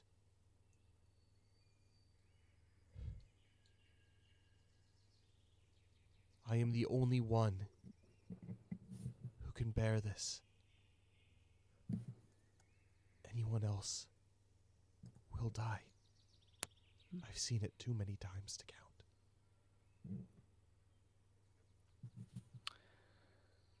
And do you know how to rid yourself of this curse? There are some who do. That is what I seek.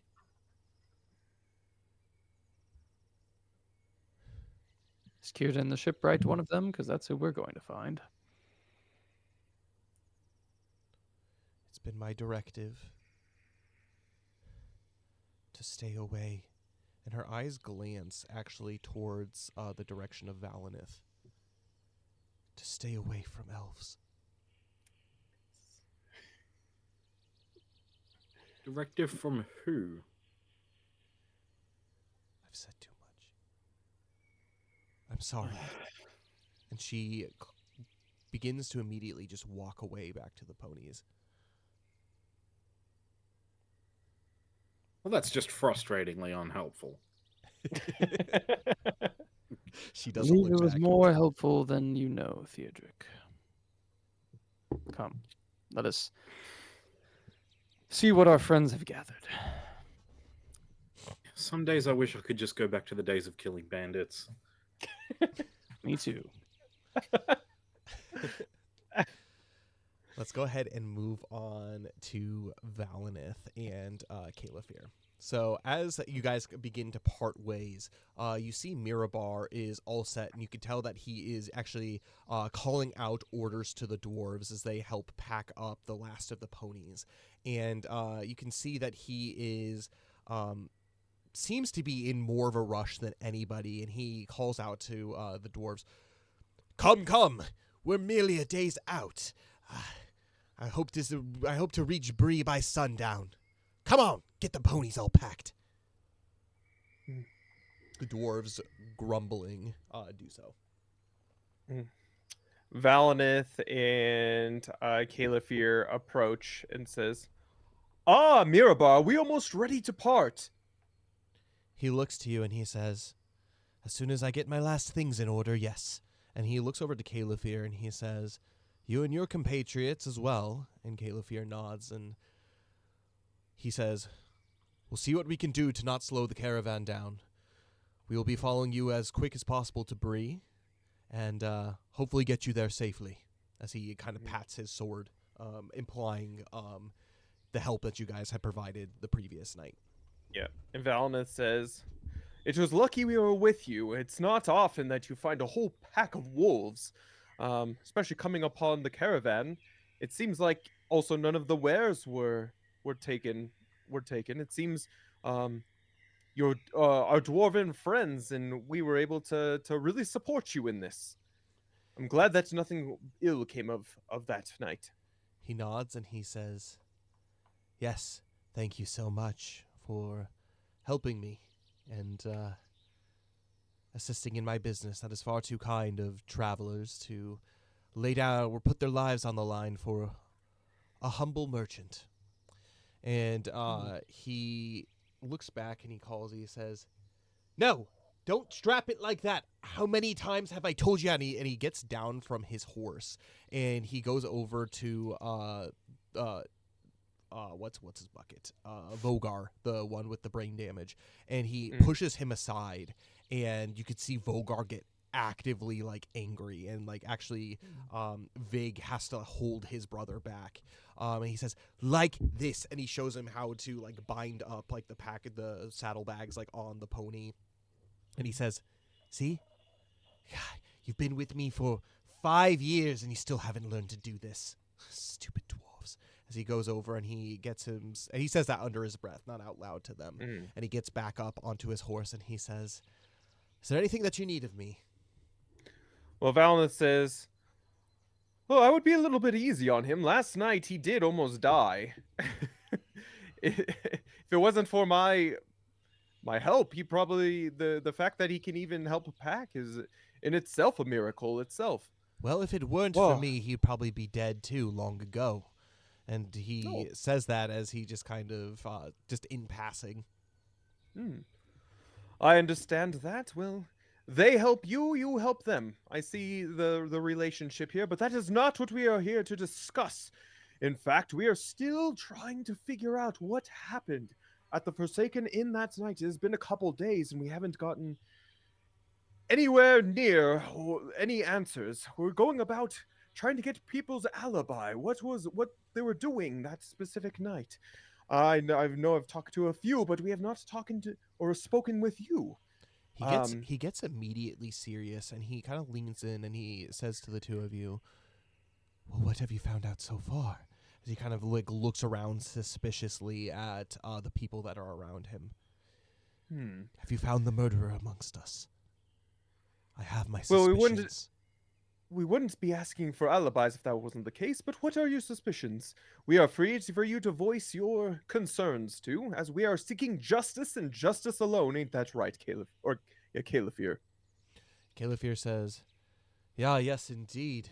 We are not trying to put any blame on you or anyone in your company, but from what we've known, it seems like it looks like 3 different groups that have merged themselves into this caravan, and so there might be some inner fighting. Is there anything that you know of how maybe the 3 separate groups seem to not be getting along?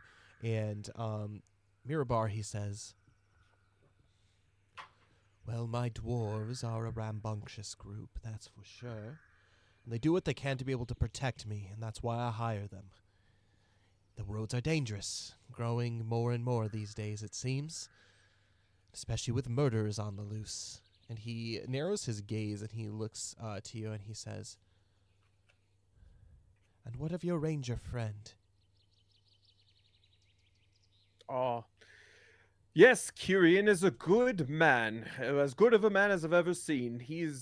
Has a very firm hatred for that is evil, and if in fact he is the one leading this investigation. Well, I have my suspicions. And he looks back to his dwarves and he looks over to Kyrian and he says, I've had my share of run-ins with rangers before. They are unsavory, to say the least. They tend to align themselves with thieves and brigands, wandering dwarves. Just yesterday, I caught Narvig having a conversation with them. They kept looking back in my direction. I wonder if they're plotting something. I would be beside myself if I found that one of my fellow dwarves were illicit in this murder. And if they are seeking the help of rangers to cover it up, all I'm saying is as long as no blame comes back to me so I can have a nice, easy retirement, I will be more than happy to turn any of them over to you for justice. I see what you mean. And again, as my companion Califir stated, we are not blaming anyone. Again, we are taking just everyone's alibis at this point. Based off of what we've heard, as you did ask what information we had at this point, it seems that your dwarves, which is a curious way of putting it, I'll get back to that, but it seems that your dwarves aren't. I have paid for my services, haven't I? But they've been with you for 5 years, I heard you. That's a long stint of service.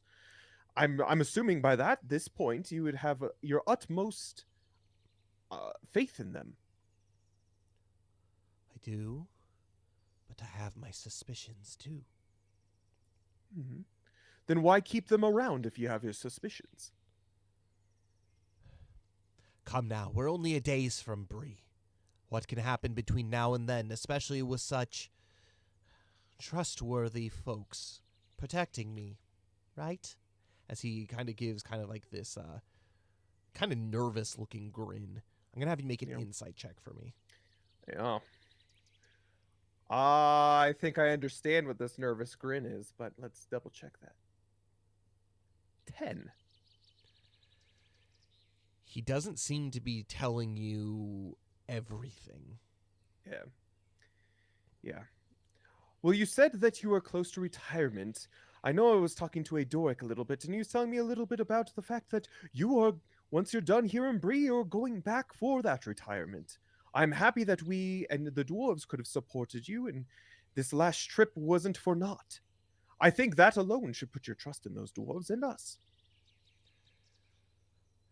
Master Elf, tell me, you're a healer. I've seen you speaking with the other merchants. Mm-hmm.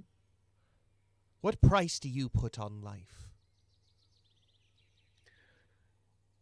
Life is priceless, I say, and I give my services because of that. Free of charge, because there's no price to charge when it comes to helping others. Well, what about being indebted to someone because of that? You say life is priceless. Well, I don't think of life as a transaction itself. In fact, the fact that you're keeping life alive is a victory in itself, especially in these growingly dark days. We need to keep those who fight for the light, fighting for the light, I should say, and the more reinforcements we have for the light, the better, I think. It's an even trade because it helps us fight back against those growingly dark days, as we had encountered last night. Because the light was kept alive, we were able to drive back the dark. It's a give and take, I should say, but it's in equal balance. That's why I give life, because that's life is in equal balance. What you give, if it is good, then oftentimes you get back. Though I don't do it to get back, I do it because it is what is right and what is just. Well, as a merchant myself, I would like to say that equal transactions are quite important. I have my sneaking suspicions, though, that those that are in my services are growing day by day with ungratitude. And that, to put it in common vernacular, rubs me the wrong way. Well, those who are in your services, what will you be owing them on the end of this trip? They owe me. I owe them nothing. Oh, I see. So it is more of a exchange of services, the reason they've been in your keep these 5 years. Indeed. How much is left? How much is left on their service? Well, they came to me in a time of need, a time of dire need. And since that time, I have been keeping a roof over their head, provided them with all medical attention necessary, and more than that, keeping them employed. They are not wanting, well, they should not want for much. They have it easy. They have it cozy. Their services to me are done when I say that they are done. You say life is priceless, meaning because I saved them, there is no end to their service until I say so. I understand that, and especially 5 years ago, I'm not going to pry into what brought them into this debt, I should say. However, just based off of last night, in my personal opinion, based off of what I've experienced, you would not be here if it wasn't for them. I think Indeed, they are terribly useful. a life for life is a pretty good transaction, especially in retirement. Don't you say 5 years is enough, especially if you're getting to the point where you're not trusting them exactly?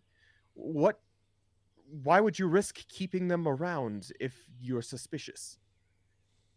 5 years is quite a long time to repay, and they've done their job, it seems, up until this point. Caleb here, he cuts into and he says, "My companion speaks a lot of truth. I find that those that are released on good terms tend to, well, lend their services more readily. That is, when called upon again. Why wouldn't you want to do the same for the dwarves?" And he looks to the two of you and he says, "That might be." And he says, "Between us, I've been thinking about those debts quite a bit. I've grown reliant on them. They bring me comfort. They entertain me. There aren't many people in my life, living as long as I have, that have stuck around, particularly on the road. They might be gruff individuals, but I do enjoy their company. I feel safe with them, that is, until recently." And he looks back at the dwarves, and he leans in and he says, "Between us, I think they want to off me. I don't know what I have done for them to deserve that. I've been nothing but good. I've been nothing but generous to them." And I can see that you have provided well for them as they have provided well for you. And that brings the point, especially in retirement. You say you'll keep them around as long as they are useful.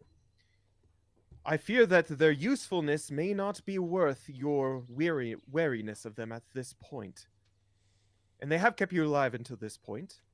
I will say, as my companion Caliph here said, what is left on their debt, and what can we do to help repay that?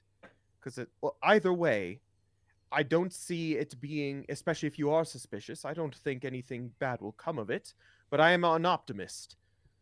But if you are nervous that something bad will come of it, I think that it is all for everyone's best interest that you leave friends as opposed to enemies. Caliph nods in agreement, and Mirabar, he takes it in and he says, "Noted." And he looks back at the dwarves and to you and he says, "It is a long way back to Dorwinian. And perhaps you're right. Perhaps their use will be at the end after I retire.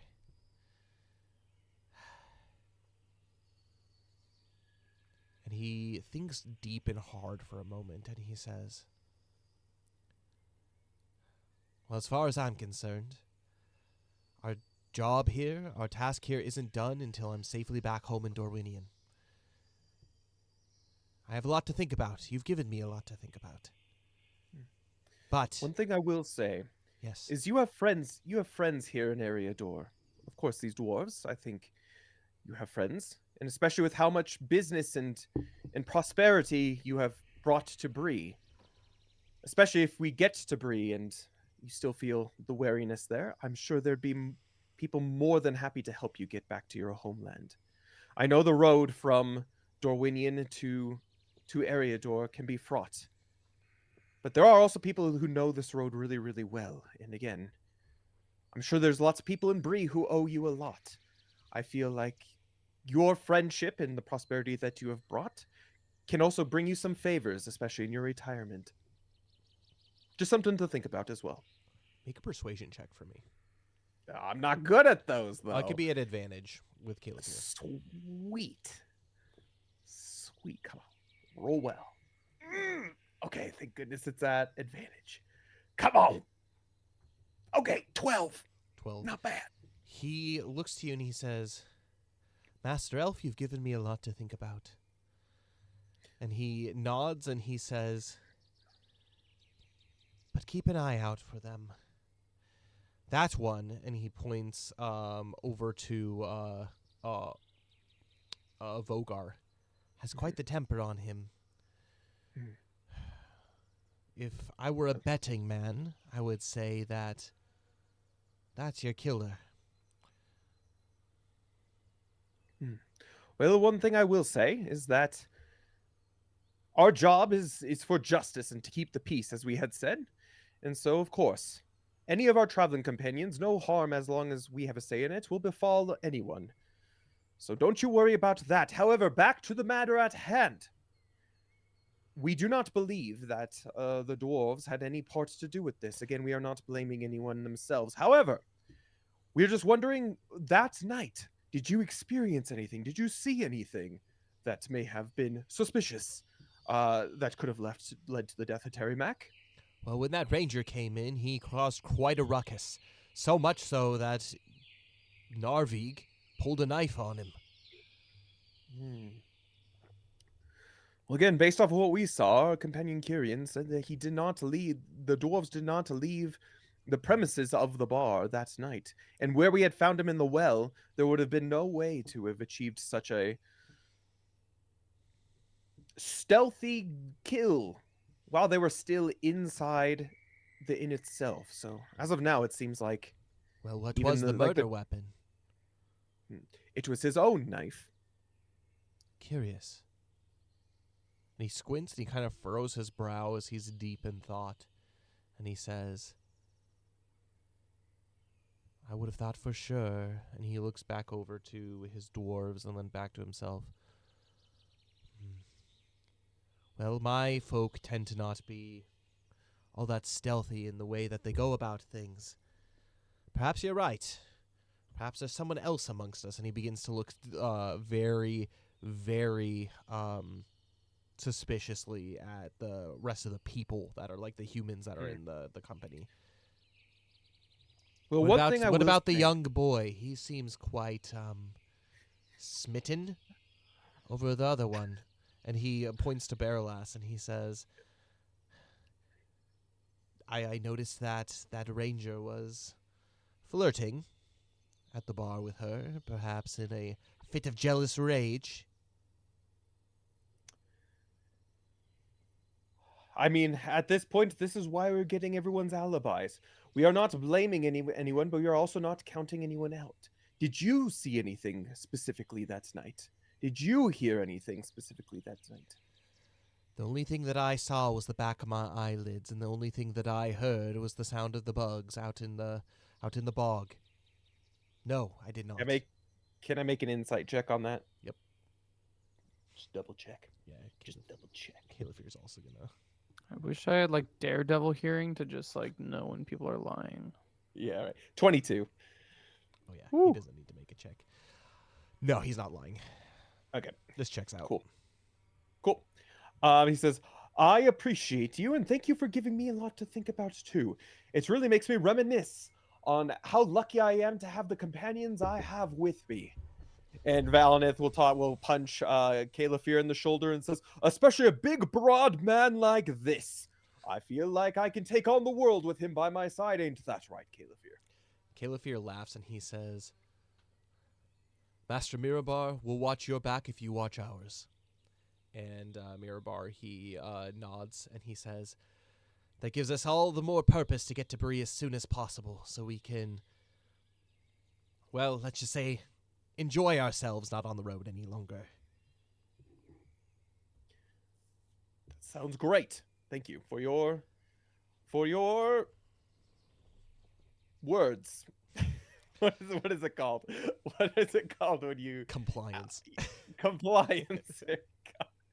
I guess we'll make our way back and see the news that we got. As the caravan continues to move, begins to move for the day, it's probably around 11 by the time that you are all ready and you actually do get going. So you actually get off onto the road sooner than later. But yes, the group of you rejoin towards the back of the caravan.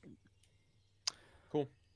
I have one last thing to ask Adoric, and then I shall be back. Okay, yes. We have some good news as well on our end, and we shall compare notes. Wonderful. I just go up to Adoric and Yes, what can I do for Um, you? I have one lingering question that I think may be helpful in this case. I know you are a man of business, and I know you aren't in the business of dealing with telling everyone your plans. However, I do think it pertinent.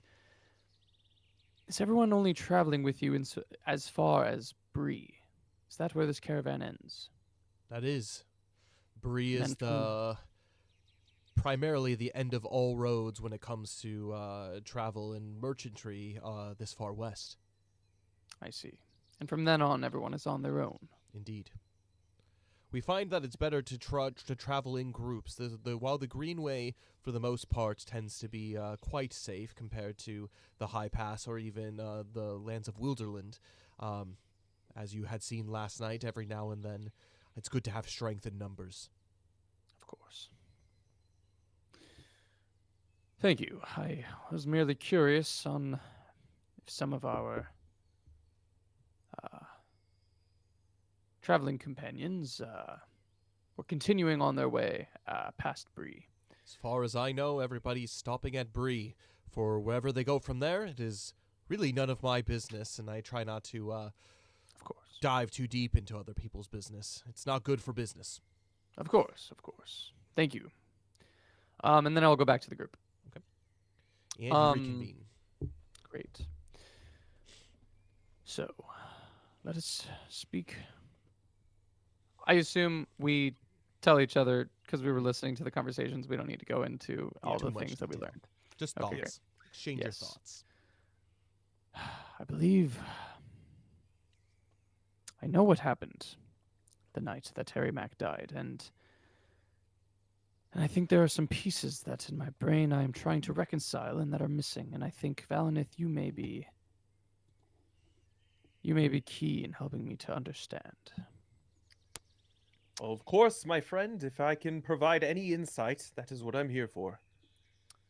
So the ring that we mentioned, it is cursed of some sort, and Of course, yes. it seems that she, like she said, is on a quest of sorts to rid herself of this curse. And she's the only one that can bear it. I do believe what happened is Terry Mack, for good or for ill, found out about this ring that she carries. I believe that not all that glitters is gold, is what she said, and I think, though this ring be quite shiny, it is a curse and not a boon upon her existence. I have the understanding that, well, he confronted her, I think, that night. As he was robbing her, I don't think he was going for the brooch. I think he found out about the ring and was going for the ring, whether through some curse or power of the ring, he was tempted and drawn toward it, or perhaps he thought he could wield it himself. I don't know. So what you're But telling I me? do think if maybe he had other motives, perhaps forcing himself upon her for other desire, but I do think he touched said ring, and the curse of the ring in full force came out upon him. I think that is why the brooch was in his hand, and I think the curse is what, either by his own hand or not, is what led to his end.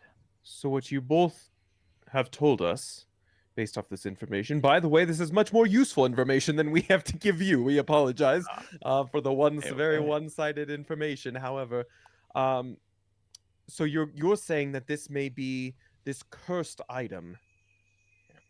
Does Valinith know of any of like the rings of power or even minor rings of power? Are they all benefits? Or does he know of any that like specifically have like curses upon them? Make an intelligence saving throw for me. Saving throw. And I ask you, Valinith, because, well, she mentioned that she was informed to stay away from the elves, and this perplexes me. For I know 10, by the that, way. well, there are some elves of old who were selfish and and sometimes were not the most charitable because of that. I do know that elves usually are either self-interested or benevolent. Rarely are they malice, and if they are, then we call them by a different name. Mm. So does Valinith know based off of that anything? The It was a 10. secrets of the rings of power are a deep ancient knowledge. Very few would have the ability to be able to learn about something, even one that is as learned as you. However, the one thing that you do know about them, Valinith, is many of them were lost to time, particularly during the wars of the Second Age and the last remaining of in the wars that happened between Angmar and Arnor. There were many elves who did wield lesser rings of power that may have passed in the fighting, and with that either been taken by the enemy or anything like that. You have unsure about if these rings of powers are able to be corrupted, but you do know that the rings of power do have power, and you are in firm understanding of their existence and the reality of what it is. Okay. So this potentially could be, but as far as it being cursed, you're unsure about whether like something could actually curse a ring of power. Mm. And I guess my next question is, I don't think if this is the case, then there is any necessarily fault for the death of Terry Mack. I think. Well, what conclusion do we bring? Because it seems this is a top secret Correct. mission itself. Yeah. That You is said the why same- I do want to talk to Herlinen, who I believe has knowledge of this same thing. He does not know that I know yet. However, I think if we could put the blame on him, however,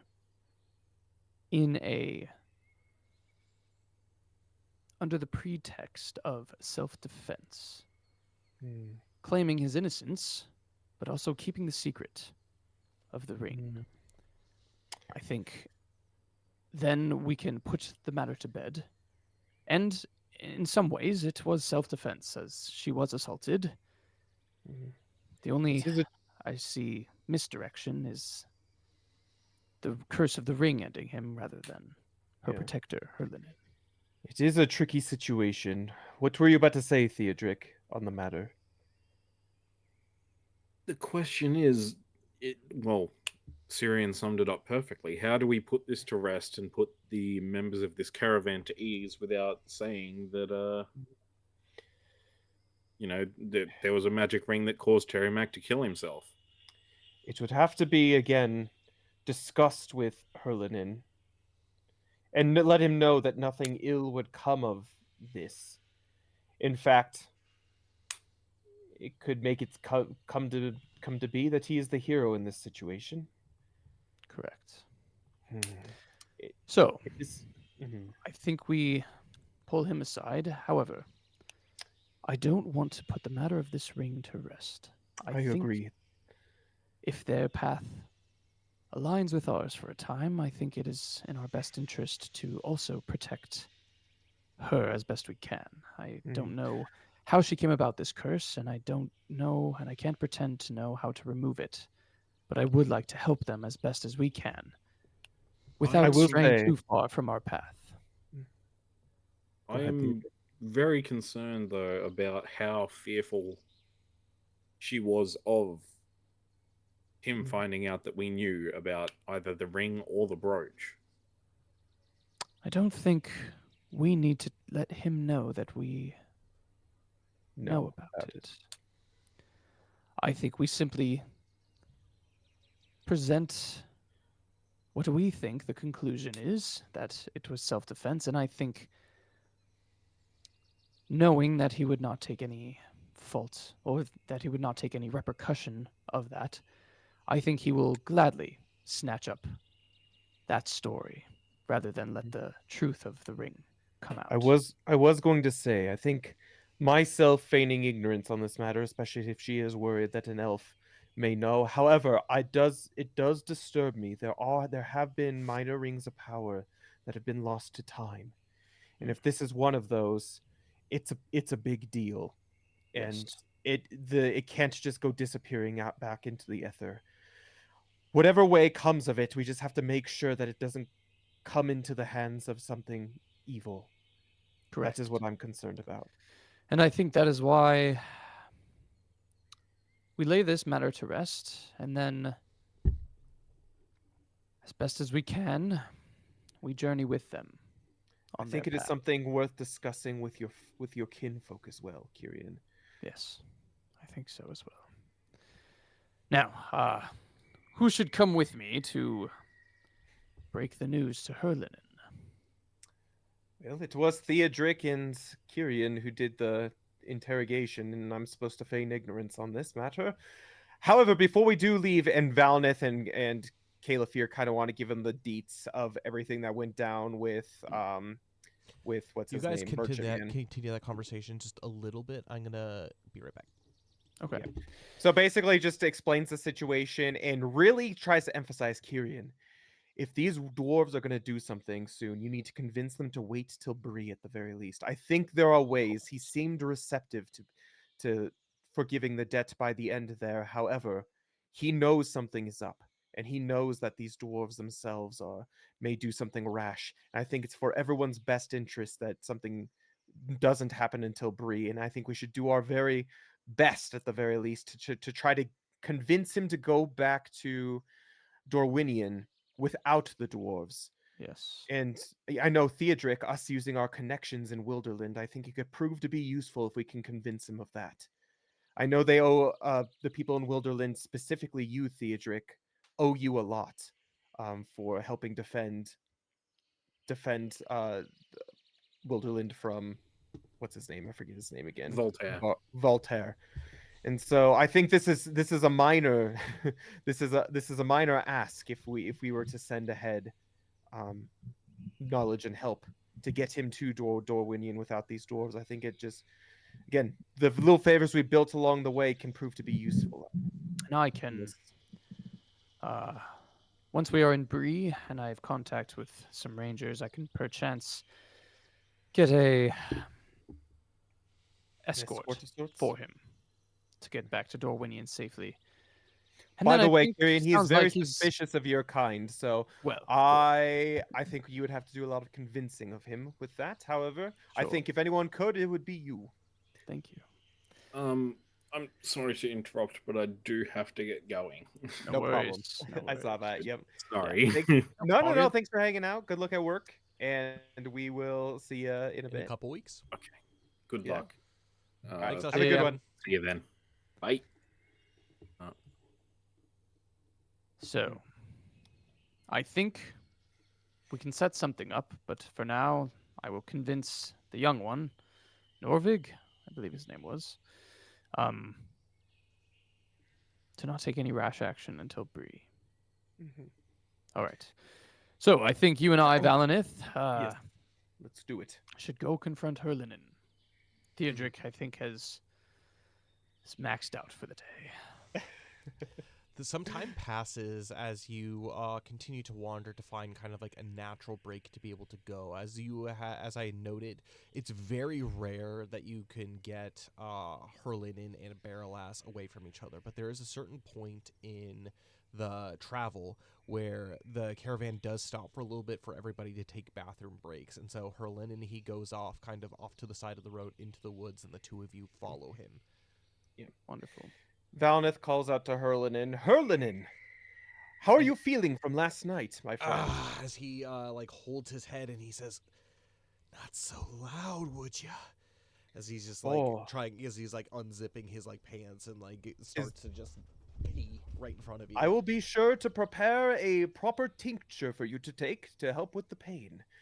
In the meantime, Kyrian told me everything about what what Baralas had said.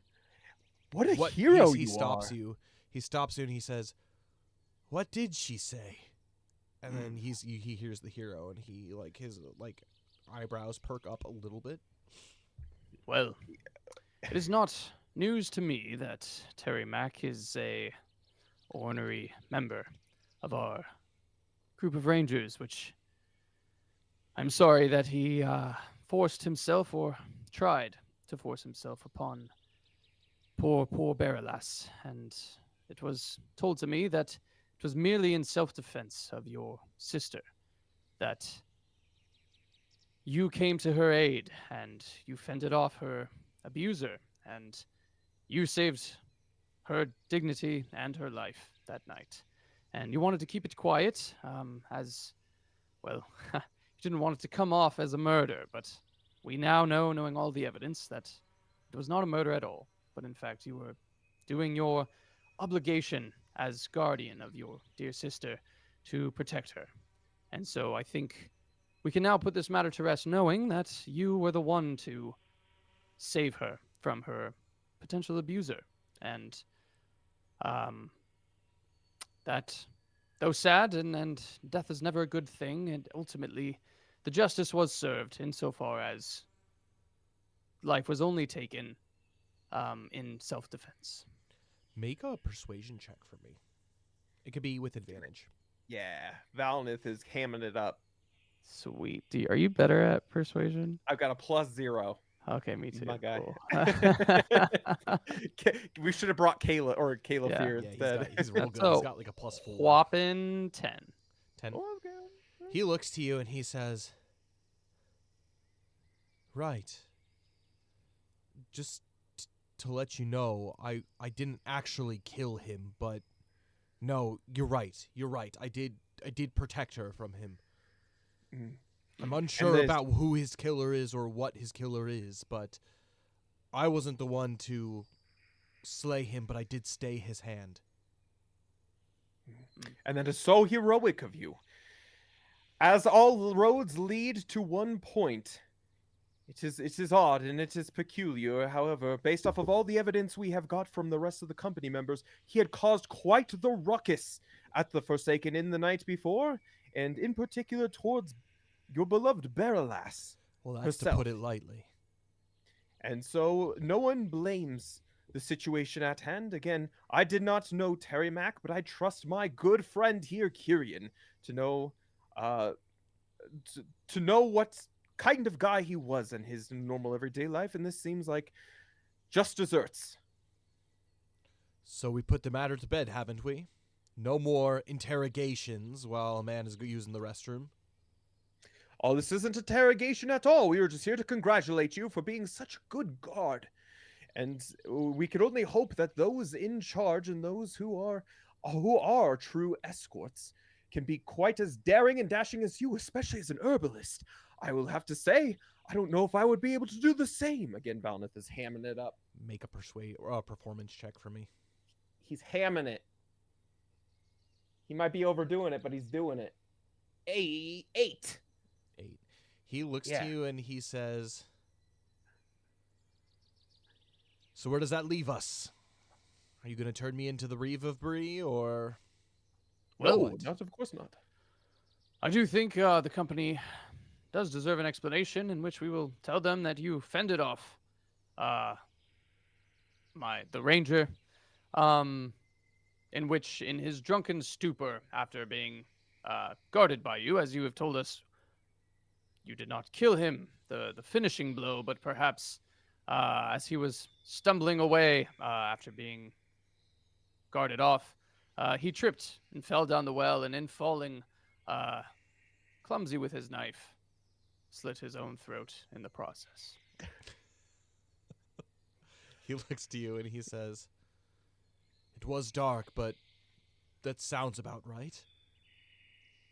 Of course. Well, we shall go let the rest of the company know that it was not in fact a murder, but merely a hero protecting his dear sister, and a drunken aggressor, Tragedy. tragically, He accidentally or nods. not, ending his own life. He nods. He gives a couple shakes, zips up his pants, and he looks to you and he puts his hand on your shoulder, Kyrian, and he says, "I'm happy that some justice can be done." As he wanders back, again, Can holding Valineth his make head it? to the. Can back to the Valineth make an caravan. insight check on him and how he's taken this, and like if he's confused or if he kind of gets what's happening here, or if like we're just kind of getting the vibe. Is Yep, there make any an way? insight check. Also, can I make an insight check Yep, too? both of you. Okay. 15. 11. The two of you immediately understand that you're unsure, Kyrian, especially if he's relieved or not, but the two of you do notice that there is a sense of urgency as he does return back to the caravan. He walks away much quicker than when he went into the woods. I think this is our time, Kyrian, to present the news before he has the opportunity to talk with Baralas. That way I it confirms agree. it. Okay, we rush back. I can And see him Valineth is walking, and I like- just see this elf just go And Valineth is like, the crime has been solved. He just comes into the crowd.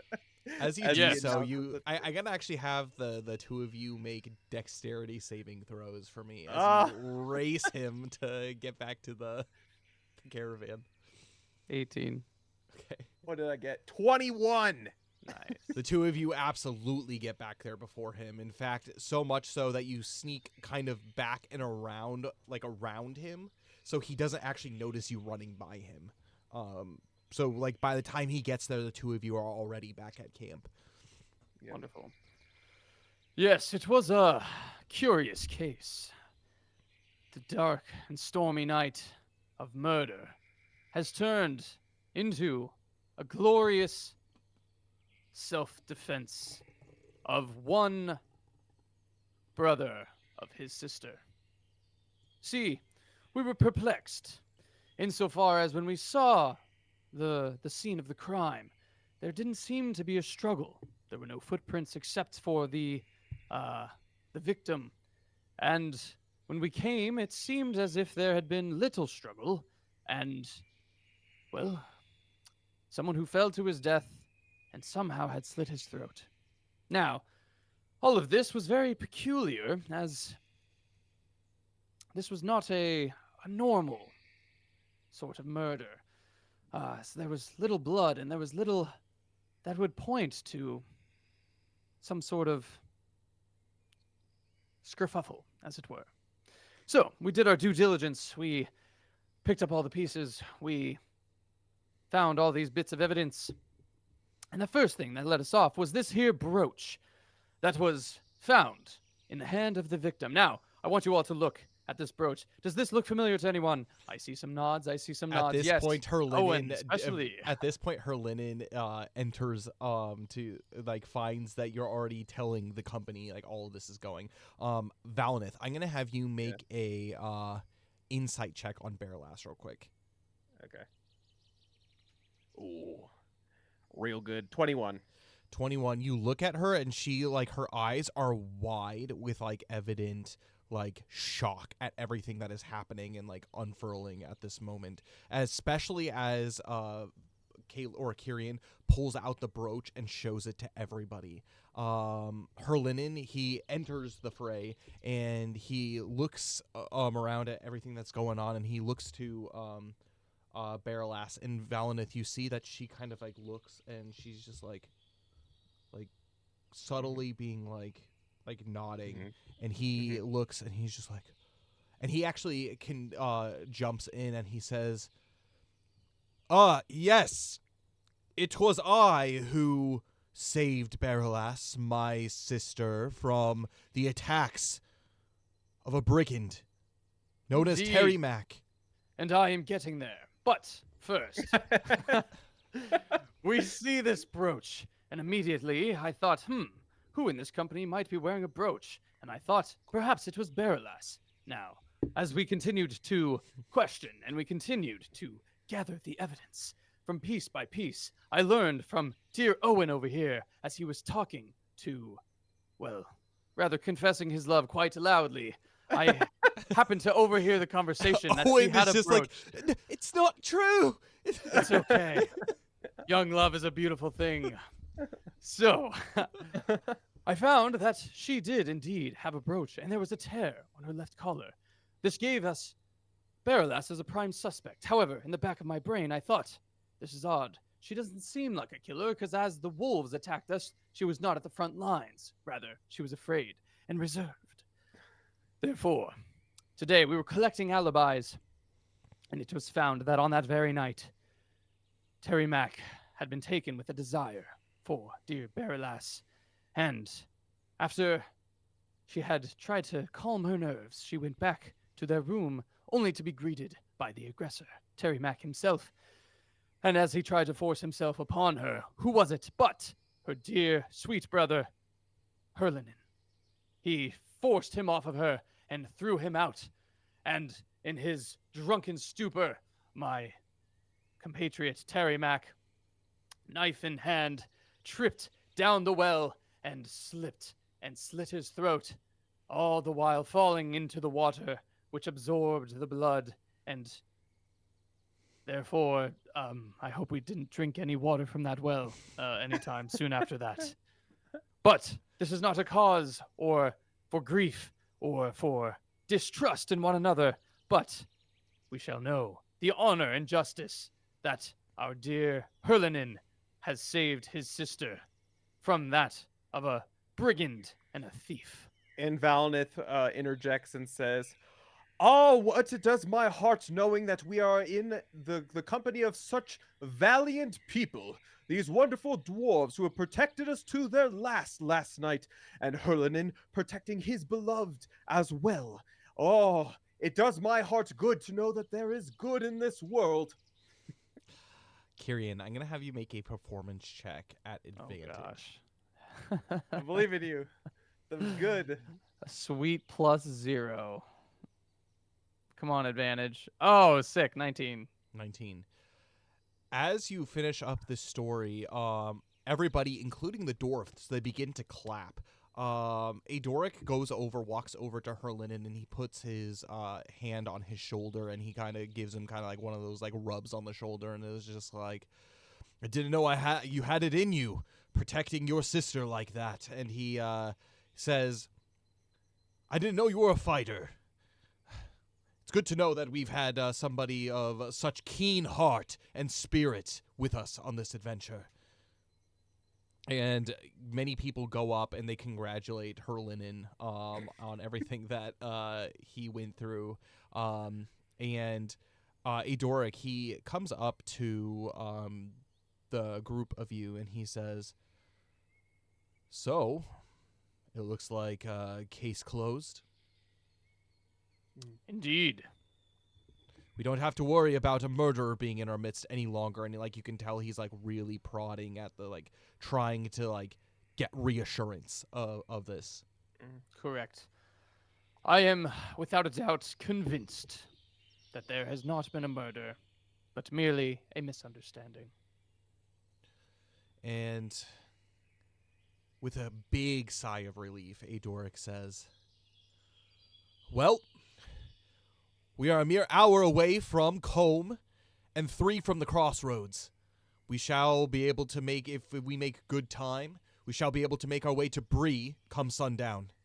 Now, everybody, with due haste, let's make our way to Bree. And I shall help you in making your paths clear.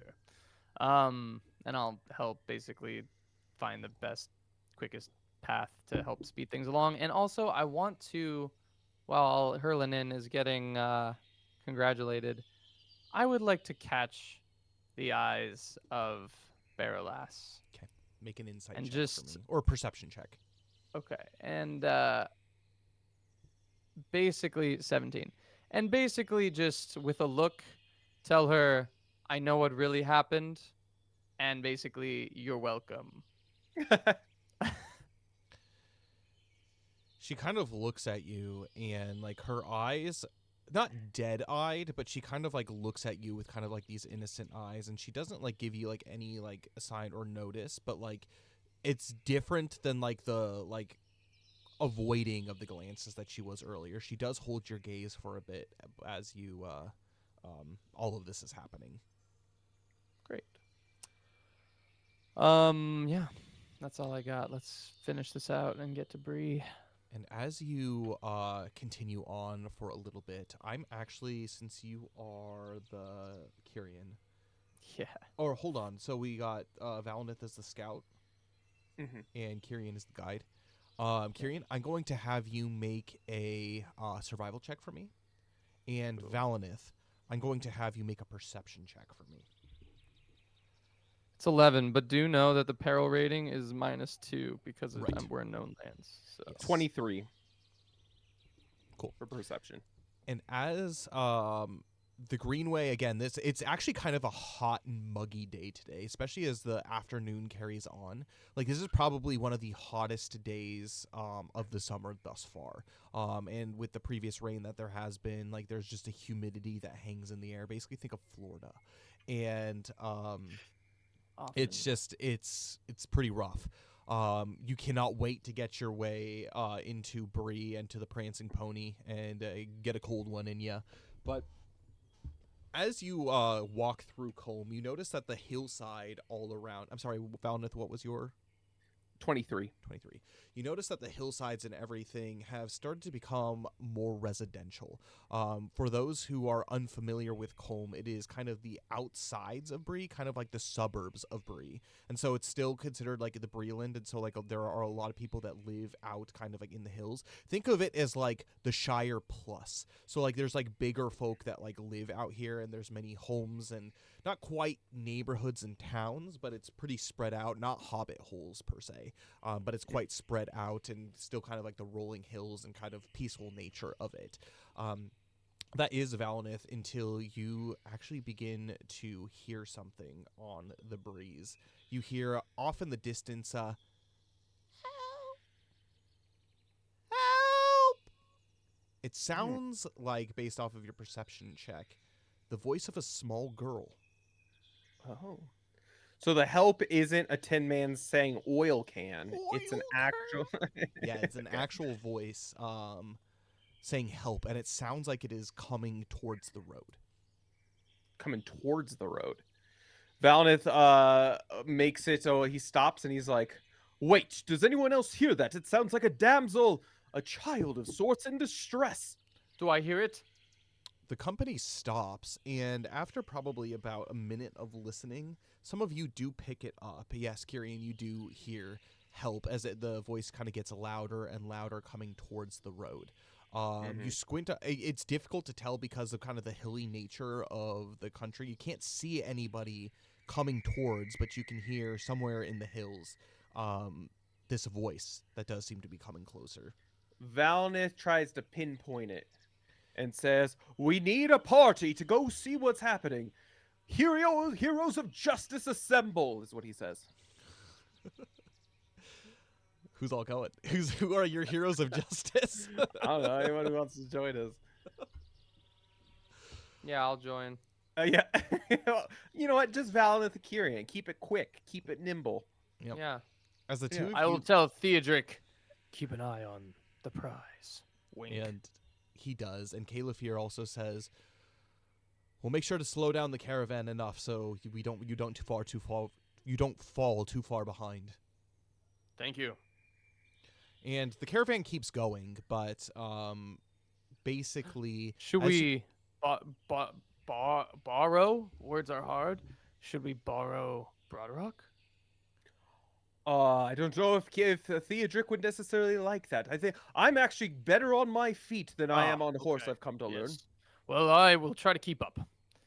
I'm gonna have the two of you make dexterity saving throws for me. Oh my gosh. Boy. It's all good. It's all good. I'm not Oof. terrible at it. 10. 9. You get closer to the voice, and as you go up and over the hill, there's kind of this small little valley that's there, and you see what looks to be a young girl face down in the mud. It looks like she just tripped and fell into the mud. Don't worry, young lass. We have come to help. And Valinith bounds down the hill. I will search about to see if this is some sort of trap. Mm-hmm. Yeah, go ahead and make a perception check for me. Or investigation. I guess that would be probably more investigation. But I got a 22. Can I use the same roll but add investigation Yeah, instead? I would say so. Okay. +5, so 18. Oh my gosh. I'm basically Sherlock Holmes up in here. You look around and you see that there's nothing out of the ordinary in the area. This does not seem like a trap. It doesn't seem like there's any pursuers or anything like that as Valinith goes bounding down the hill to go help this girl out of the mud. Yes. And he approaches her and says, I have got you, young one, and lifts her out of the mud. And without much struggle, she actually puts her arms around your neck and she says, please, you have to help my family, please. What is wrong, young one? Dry those tears of yours. If we cannot understand you, we cannot help. And he sits her down and... This girl probably looks no more than 8 years old. And she says, my mother and my sister are really sick. They're coughing blood, and there's nothing that I can do to save them. Don't worry, young one. It seems fate has smiled upon you. Show us the way. And she nods as she takes the two of you back, kind of like off in the direction from what it looked like. Valinith turns back to Kyrian and says, keep your eyes peeled. Of course. You make your way probably 10-15 minutes like along this way until you eventually find kind of like this small like dirt path, probably a path that most people use to get from place to place around this kind of small township. And she leads you up to a house, a small house, and she says, Ma, I brought somebody. I think it's an elf. He's come to help you. As she leads the two of you inside this dark and dusky house. The windows are open, but there's kind of like this heavy sense of like there hasn't been like a lot of people coming in and out, almost as if the two individuals that are in bed right now have been in bed for a long time. And he says, Mister, please help them. As she leads you over to the bed. And you see there are two individuals who are basically laying in bed. Their eyes closed. The younger one, there's probably a girl of what looks to be no more than 5 years old, eyes completely closed. And then the mother, who is probably in her early 30s. She opens her eyes a little bit and breathing heavily, she can't really make out any words. She's trying to speak, but she's unable to make out any words. Can Valinith deduce anything that he's familiar with as far as their ailment goes? Make a medicine check for me.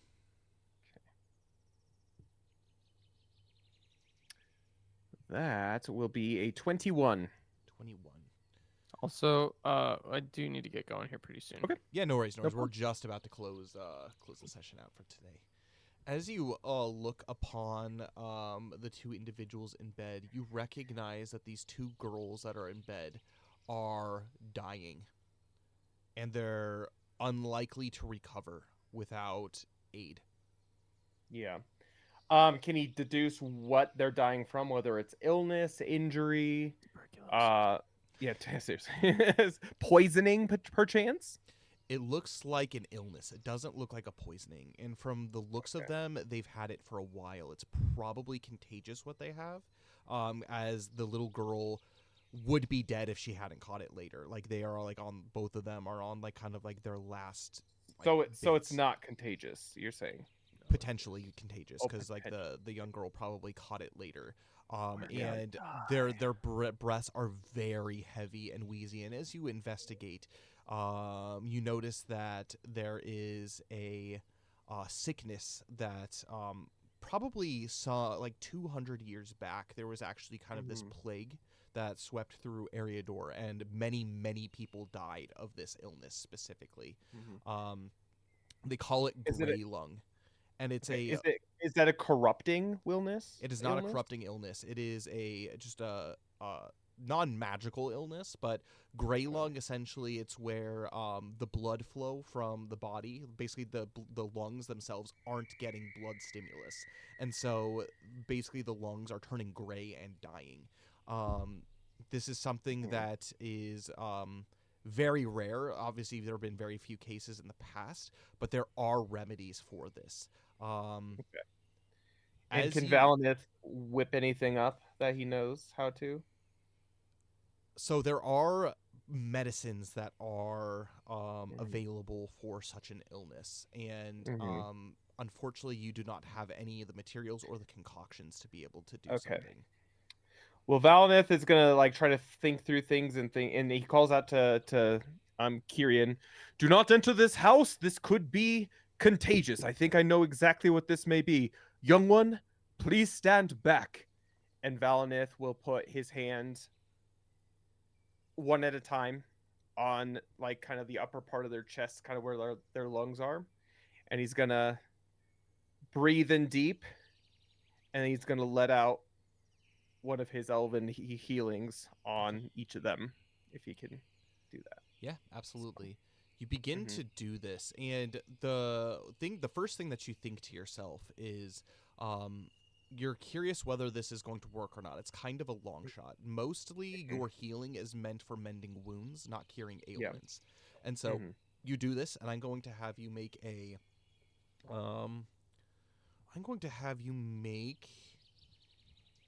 medicine check for me. Question: would Kyrian have encountered this at all, or no? Make a history check or a nature check for me. I'm going to use my heroic inspiration that I have. Okay.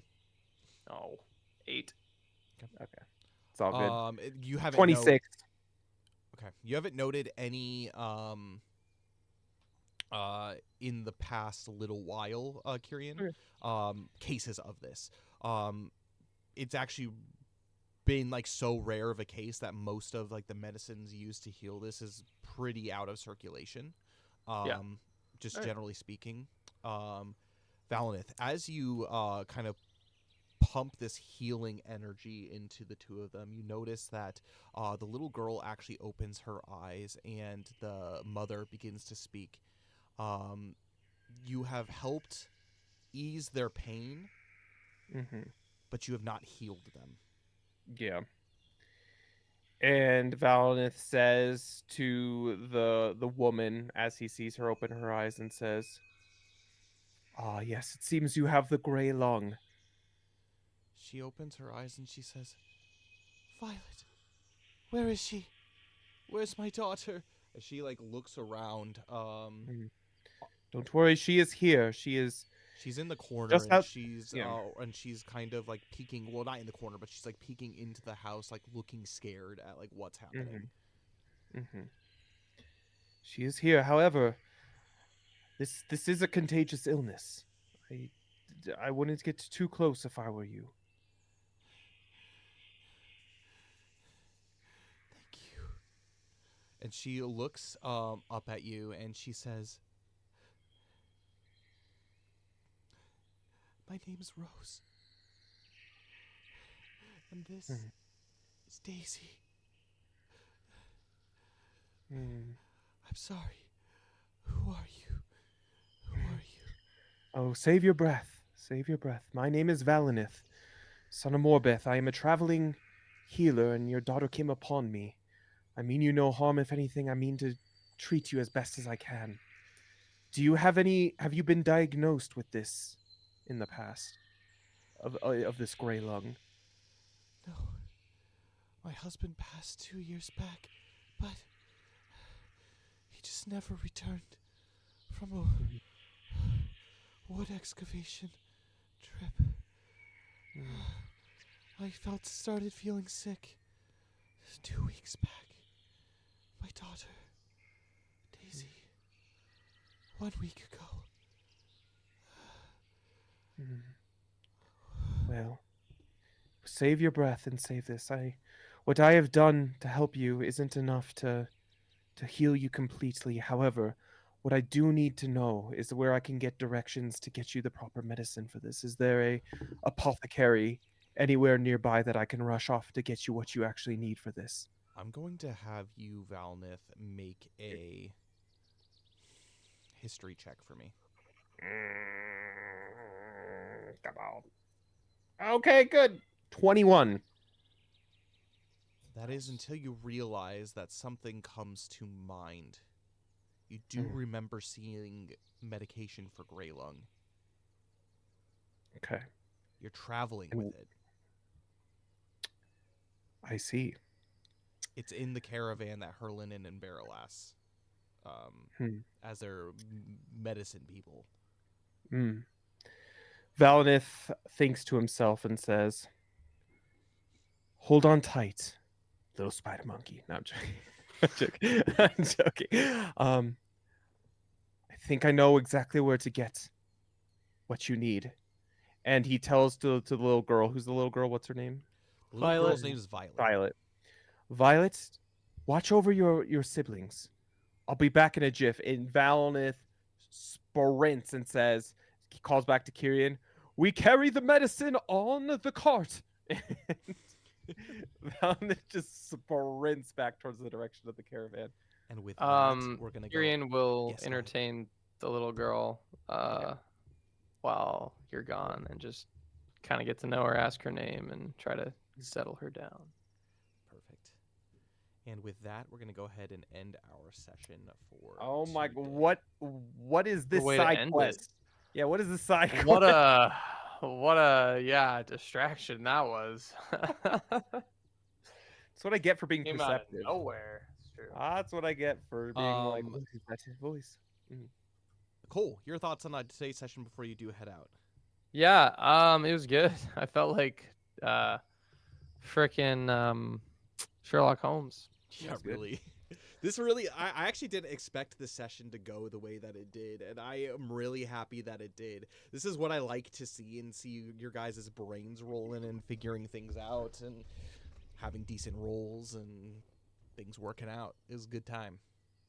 Yeah. No, it was good. Sorry, I'm making a note of where we're leaving off. For her family. Okay. Yeah, no, I thought it was a lot of fun. Interrogating people. This ring has me very intrigued. Yeah, just so many thoughts about it. I'm like, we can't let it out of our sight, but also how do I play the fine line of letting them know that I know, and also helping this ring come to its proper end, whatever that may be. I'm wary of it because it's cursed. I'm very curious who cursed it, who bestowed it upon her, how it came into her possession. So all of these things I am hoping to find out at some point and make sense of all of it. And hopefully we can, have a little mini Lord of the Rings, help her destroy it and be uncursed or something. You gotta go. Your next journey is to go down to Mount Doom. Yeah. The nice Maybe thing not is Mount Sauron Doom, isn't but... there quite yet, so... Yeah, that's true. No, I'm hoping that it's not a Ring of Power, because I know me as Cole knows that those can only be destroyed when the One Ring is destroyed. Or at least they lose their power when the One Ring is destroyed. But I'm hopeful that it is a magic ring that is of lesser importance that we can hopefully uncurse at the very least. And free her from this burden, I think, is kind of the... But yeah, I'm curious. Is my guess, accurate? Or can you not tell me? Will it ruin everything moving forward? Which the magic ring killing... basically, he touched the ring and the curse killed Terry Mack. Yeah. You're going to have to find out. Okay. Don't touch the ring. He's dead. He's dead. I know. I just want to know. How are we going to find out from him if he's dead? Go tell Owen, if you love her, go touch the ring. And then you observe what happens. Yeah. Or somebody you don't like. Keep her with you and be like, hey, she's got a nice ring. And touch it and see what Interesting. happens. Interesting. Get some shadow points. from Yeah, that. no, I'm just curious if how close my guess is. I mean, I'm fairly confident in it, so uh I would be surprised if I'm just like completely off base, Mhm. um but yeah, I feel like it clicks, it comes together. Like he definitely, I don't know if it was like a One Ring situation, Boromir trying to take it from her kind of a deal, or if he found out some nefarious thing about it and was trying to destroy it, and she's like, "No, it's mine," and then like it possessed her, and she went Gollum on him. I don't know, but Mhm. Chomped his either neck, way, I bit his think finger I off. can, yeah, I can kind of blame the ring for his demise. But anyway, yeah, very very interesting session, and yeah, the I feel like the little girl came out of left field, uh, No, quite literally. she came from down in the valley. Right, right. Is she from the Barrow Downs? Is she not even real? Is this She, just all yeah, a she's an trap? apparition. Yeah, it's I just She's terrifying. trying to I get you away left from Tyrion. Barrowlass and everything.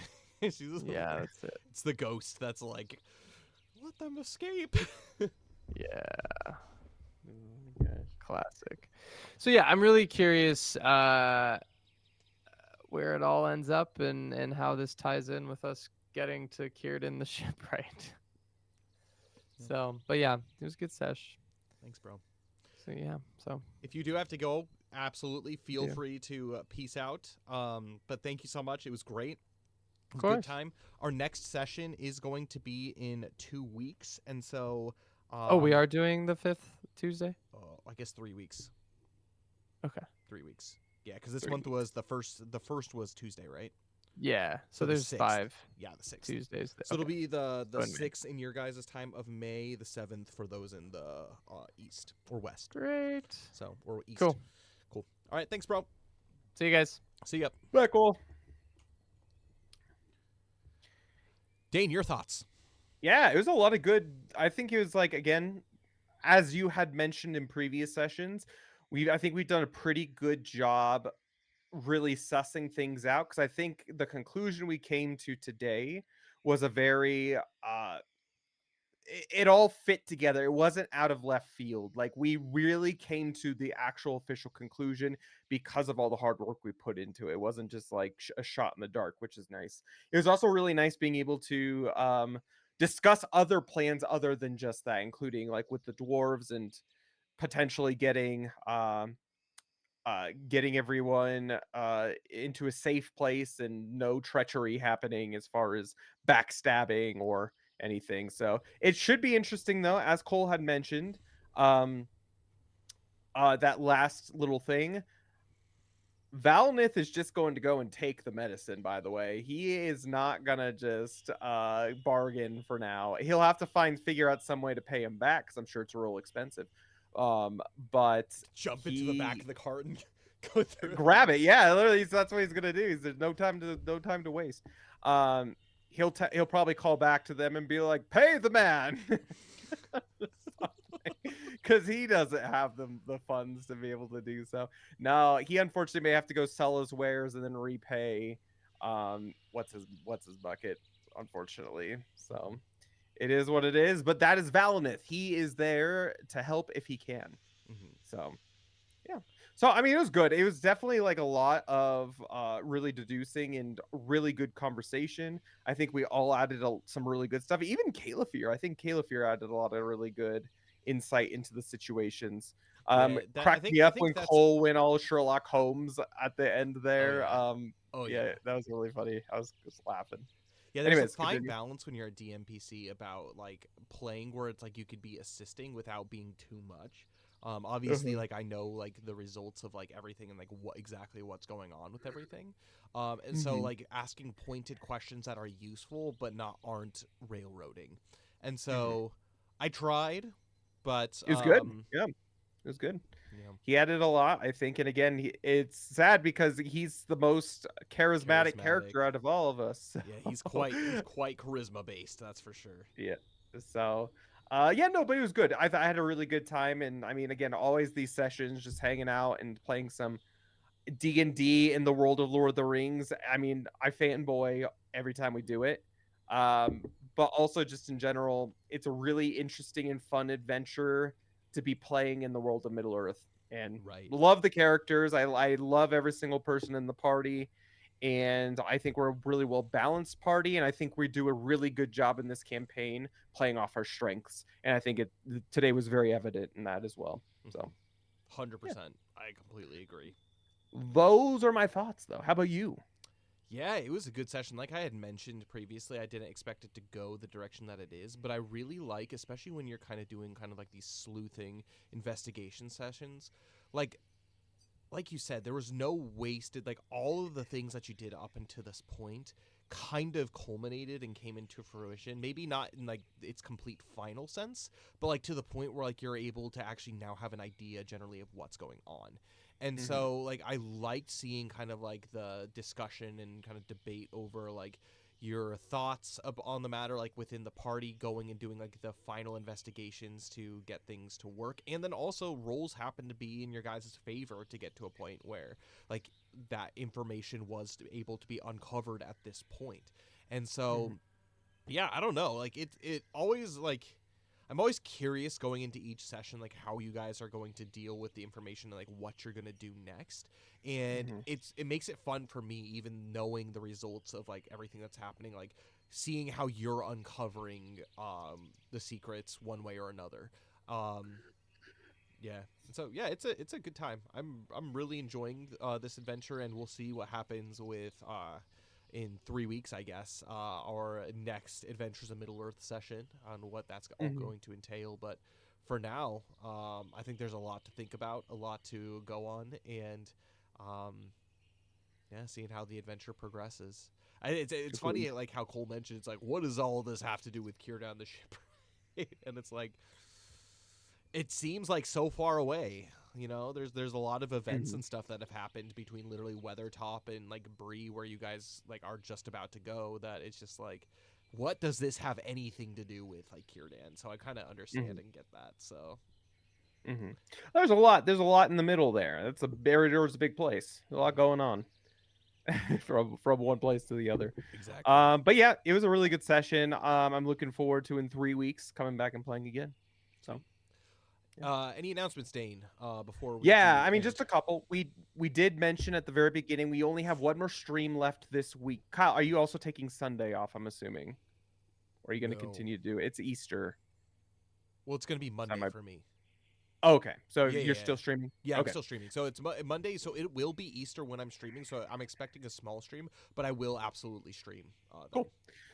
Awesome. Well, we have the one stream left for the week, and on Thursday, Kyle will be back playing some Final Fantasy VII, and that'll be really fun. So again, that is the Rebirth. That's the remake that came out that should have won Game of the Year but didn't. But it's been really good, and I like the music. And come join us. It should be a grand old time. As far as the rest of the week, guys, the big announcement, the thing we're going to just talk about the rest of the stream today. Well, let me mention really quickly. We do have an amazing sponsor, Daisnaki. They're a Japanese sweets and luxury treats company based in Tokyo, Japan.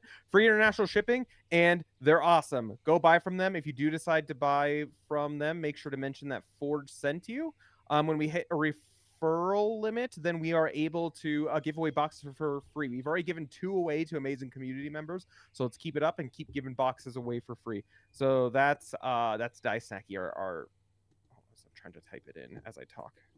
Can't walk and chew gum at the same time. But yeah, there are Japanese sweets and luxury treats, a sponsor that we have here at Fantasy Forge Studios. The other thing, in 23 hours, actually, our first Kickstarter for our first 2 sets of the Everlast trading card game, again, our first product here at Fantasy Forge Studios, it will be ending in 23 hours. So those of you who've been considering helping back the Kickstarter, it is completely funded, so everyone will be getting their product that they order. But the more that we get, the more continued backers that we get at this point, the more free stuff that's going to be given out. We've already hit the first refer, or what is it called? The first stretch goal. There we go. We've already hit the first stretch goal. So everyone who has physical product at this point, has bought physical product from it, everyone will be getting an extra 2 packs on top of it for free. So you're getting just another $10 of product worth added into your order just for free.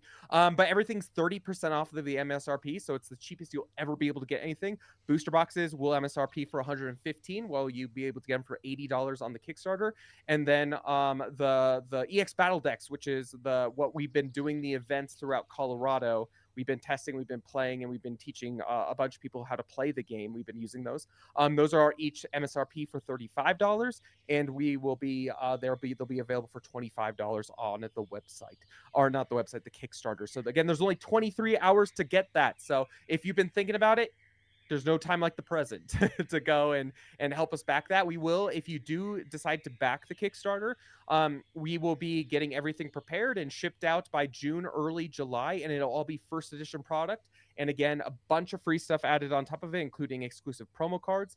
And again, that 30% off, but it'll also be first edition product. The booster boxes and the packs are all first edition packs and products, and that's the only way you're going to be able to get them is from the Kickstarter. The unlimited release will release in August, and that will not, and then first edition will no longer be available, and those will be for $115 MSRP. So those will be available at stores and on Fantasy Forge Studios. Those of you who want to learn how to play, come join us in Colorado next Saturday in Broomfield. We're going to be playing some we're learning to play Everlast, a trading card game. It'll be a really good time. So again, all that information is on the website, so come join us for that. And then also throughout May, June, July, we're also going to be hosting pre-release events, learn how to play events, and then there's huge interest in League as well. So starting a competitive scene. So that'll probably start at the earliest in July. But yeah, it'll be a really good time. So especially if you're not from Colorado and you want to learn and you want to play, we have a bunch of resources on the website and on our YouTube channel to teach you how to do that, including free print and play of the theme decks, of the EX Battle decks. So you can check those out. You can print those off and you can learn to play through that. But yeah, especially if you want to start competitive stuff, reach out to us. We'll definitely join us in the Discord. That's a good way to be able to reach out to us. But yeah, we definitely want the game to expand. That's like one of the big things, right, Kyle? Yep.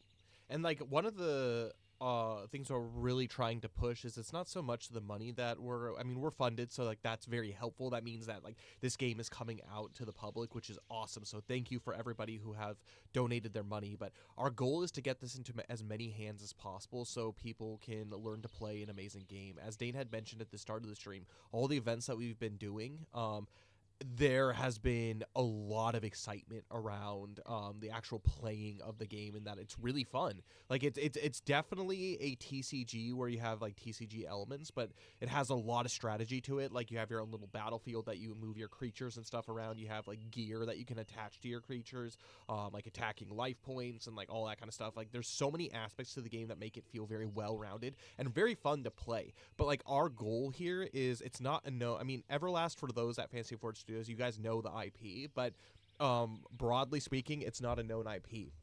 And so we just want people to like learn the game, just to have fun with it. And then once the RPG actually does come out, the tabletop RPG, it'll be hopefully a more known IP for people who are familiar with a lot of the cards, because a lot of the cards are key NPCs.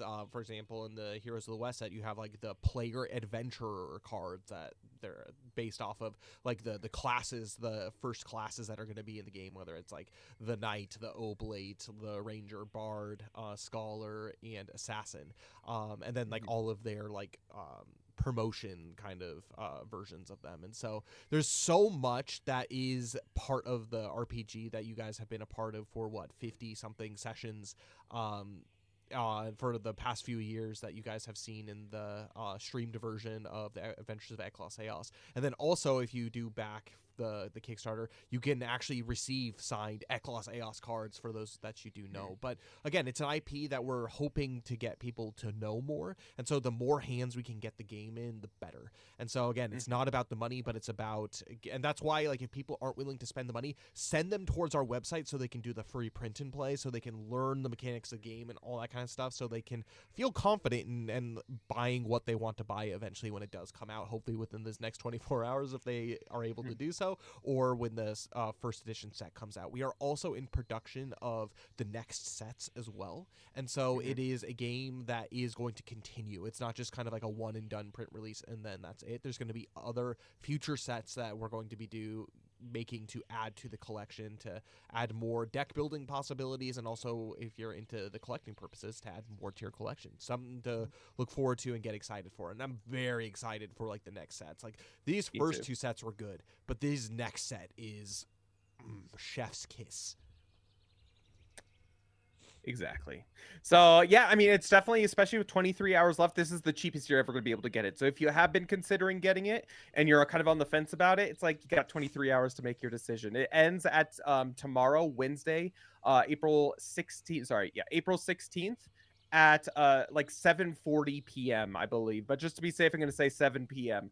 That will give you a little bit of fudge room there. At time of stream right time. now, there's 22 hours to go.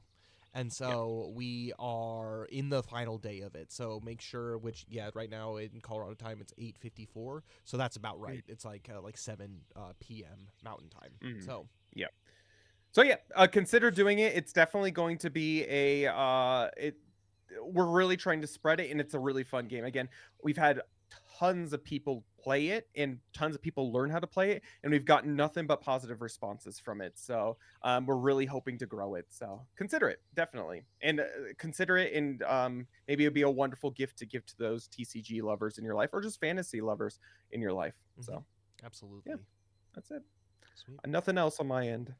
Well, I guess that'll be it for today. Again, remember to join me on Friday for some Final Fantasy VII Rebirth.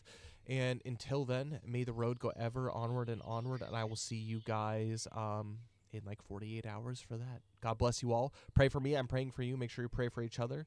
And I hope you have an amazing remainder of the week. Get through the rest of it on a high note. And again, big thank you to everybody who's helped us on this Kickstarter journey and really our first IP here at Fantasy Forge Studios. You guys are amazing. We love you and we appreciate you so much. But we will see you on Friday. Have a good one, everybody, and happy Easter. Bye-bye.